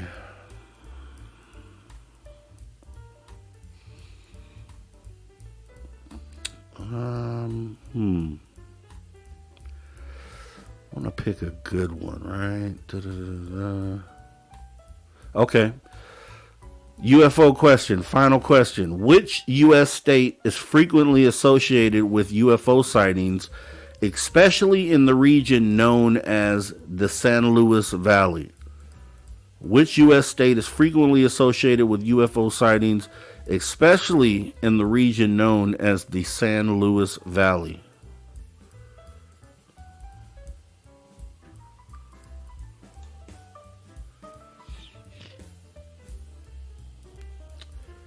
Okay, let me see. I do see the correct answer, and that's going to be Dead Fish Cheese Spread coming through with Colorado. It's the state of Colorado. You know, our guy Drew Banky is out there on that homestead living the good life. Out there on that homestead doing good work. Manifesting great energies out there in the state of Colorado. That is the correct answer. So let me go ahead and close out the trivia. So I don't need this anymore. Let me close this out. We're going to try to figure out a way to fix that. Welcome to the show. I'm going to look that over and see if that's a real issue or not. And then we'll kind of go from there. All right. Okay, so let me go ahead and check out the correct answers. I thought Dead Fish Cheese Spread was, I don't know. It's anybody's game right now.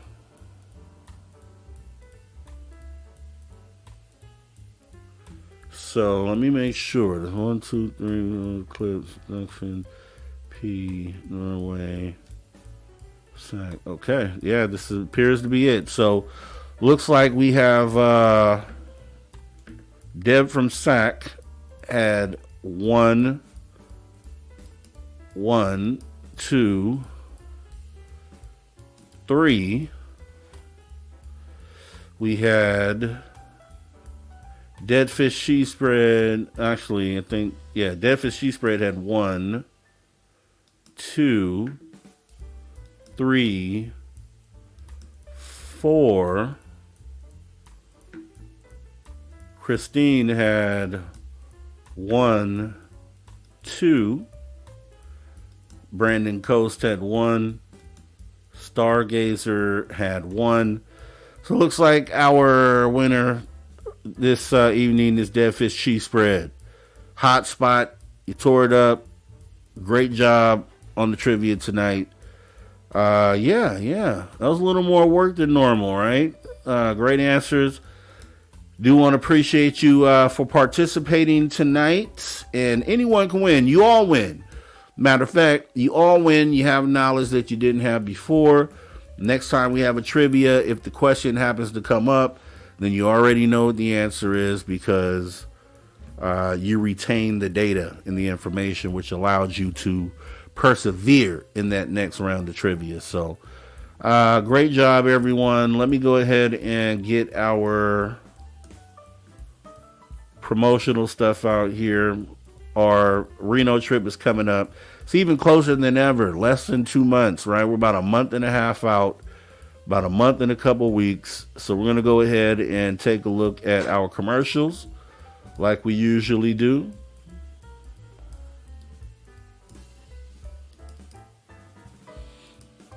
We don't have ugly swag. Go get your Rob G t-shirts. Check it out right here. Guess what?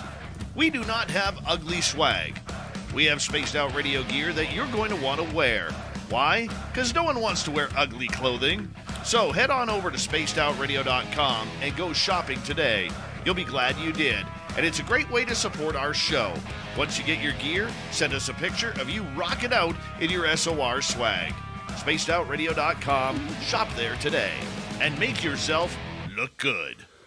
All right. And the Reno trip. You love your woo. It's time to make a commitment to the 3rd annual S.O.R. fan party. This time, we're heading to Reno, Nevada and the Silver Legacy Casino and Resort, May 10th through 12th, 2024. Tickets are $60 or $100 for VIP.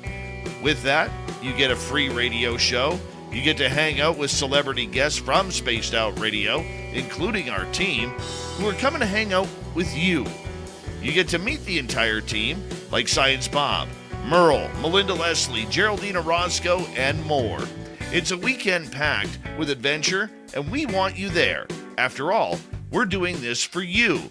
Find out more and get your tickets at info@spacedoutradio.com and book your hotels today at the Silver Legacy Casino and Resort in Reno, Nevada. Come join us for the S.O.R. fan party, May 10th through 12th, 2024. All right. Make sure you're there. If you can be there, make sure you're there. It's going to be an awesome time. It seemed like it was forever ago when this was first announced. We've talked about it. We've built it up. We are only weeks out now, about 6 weeks out, before we all get together and get to meet each other, get to sit down, have breakfast for dinner, and piss Dave Scott off like we want to do. We want to do that. Okay, breakfast for dinner. Let's piss off Dave Scott one good time. Let's take a picture to commemorate our meeting or the time that we spend together. And then we'll set it up and do it all again the following year. So with that being said, let me go ahead and thank the super chatters who have stepped in, supported us tonight. That would be Aloha Dave, who stepped in. Appreciate you. Kudos to Rob for his perfect Spanish pronunciation. Do appreciate you, Aloha Dave. And, of course, Sir Brian Bowden, who's stuck in traffic on the Florida Turnpike. We should be getting some good stuff from him. I know he's going on his Bigfoot exhibition here over the next few weeks, and he potentially might give us some gems on that. So we'll wait and see, right? And then we'll go ahead and get this thing going. So outside of that, I just want to thank you all. You guys are all space travelers. Consider taking that next step and join the club. That's right. You can join the Spaced Out Radio Space Travelers Club for as little as $5 per month by joining our Patreon.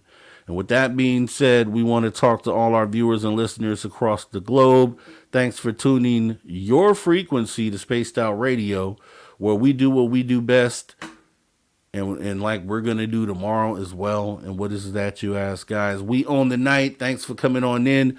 You have a great rest of your night. Hopefully you enjoyed the show. Let me know in the comments. Other than that, see you tomorrow. You guys all take care.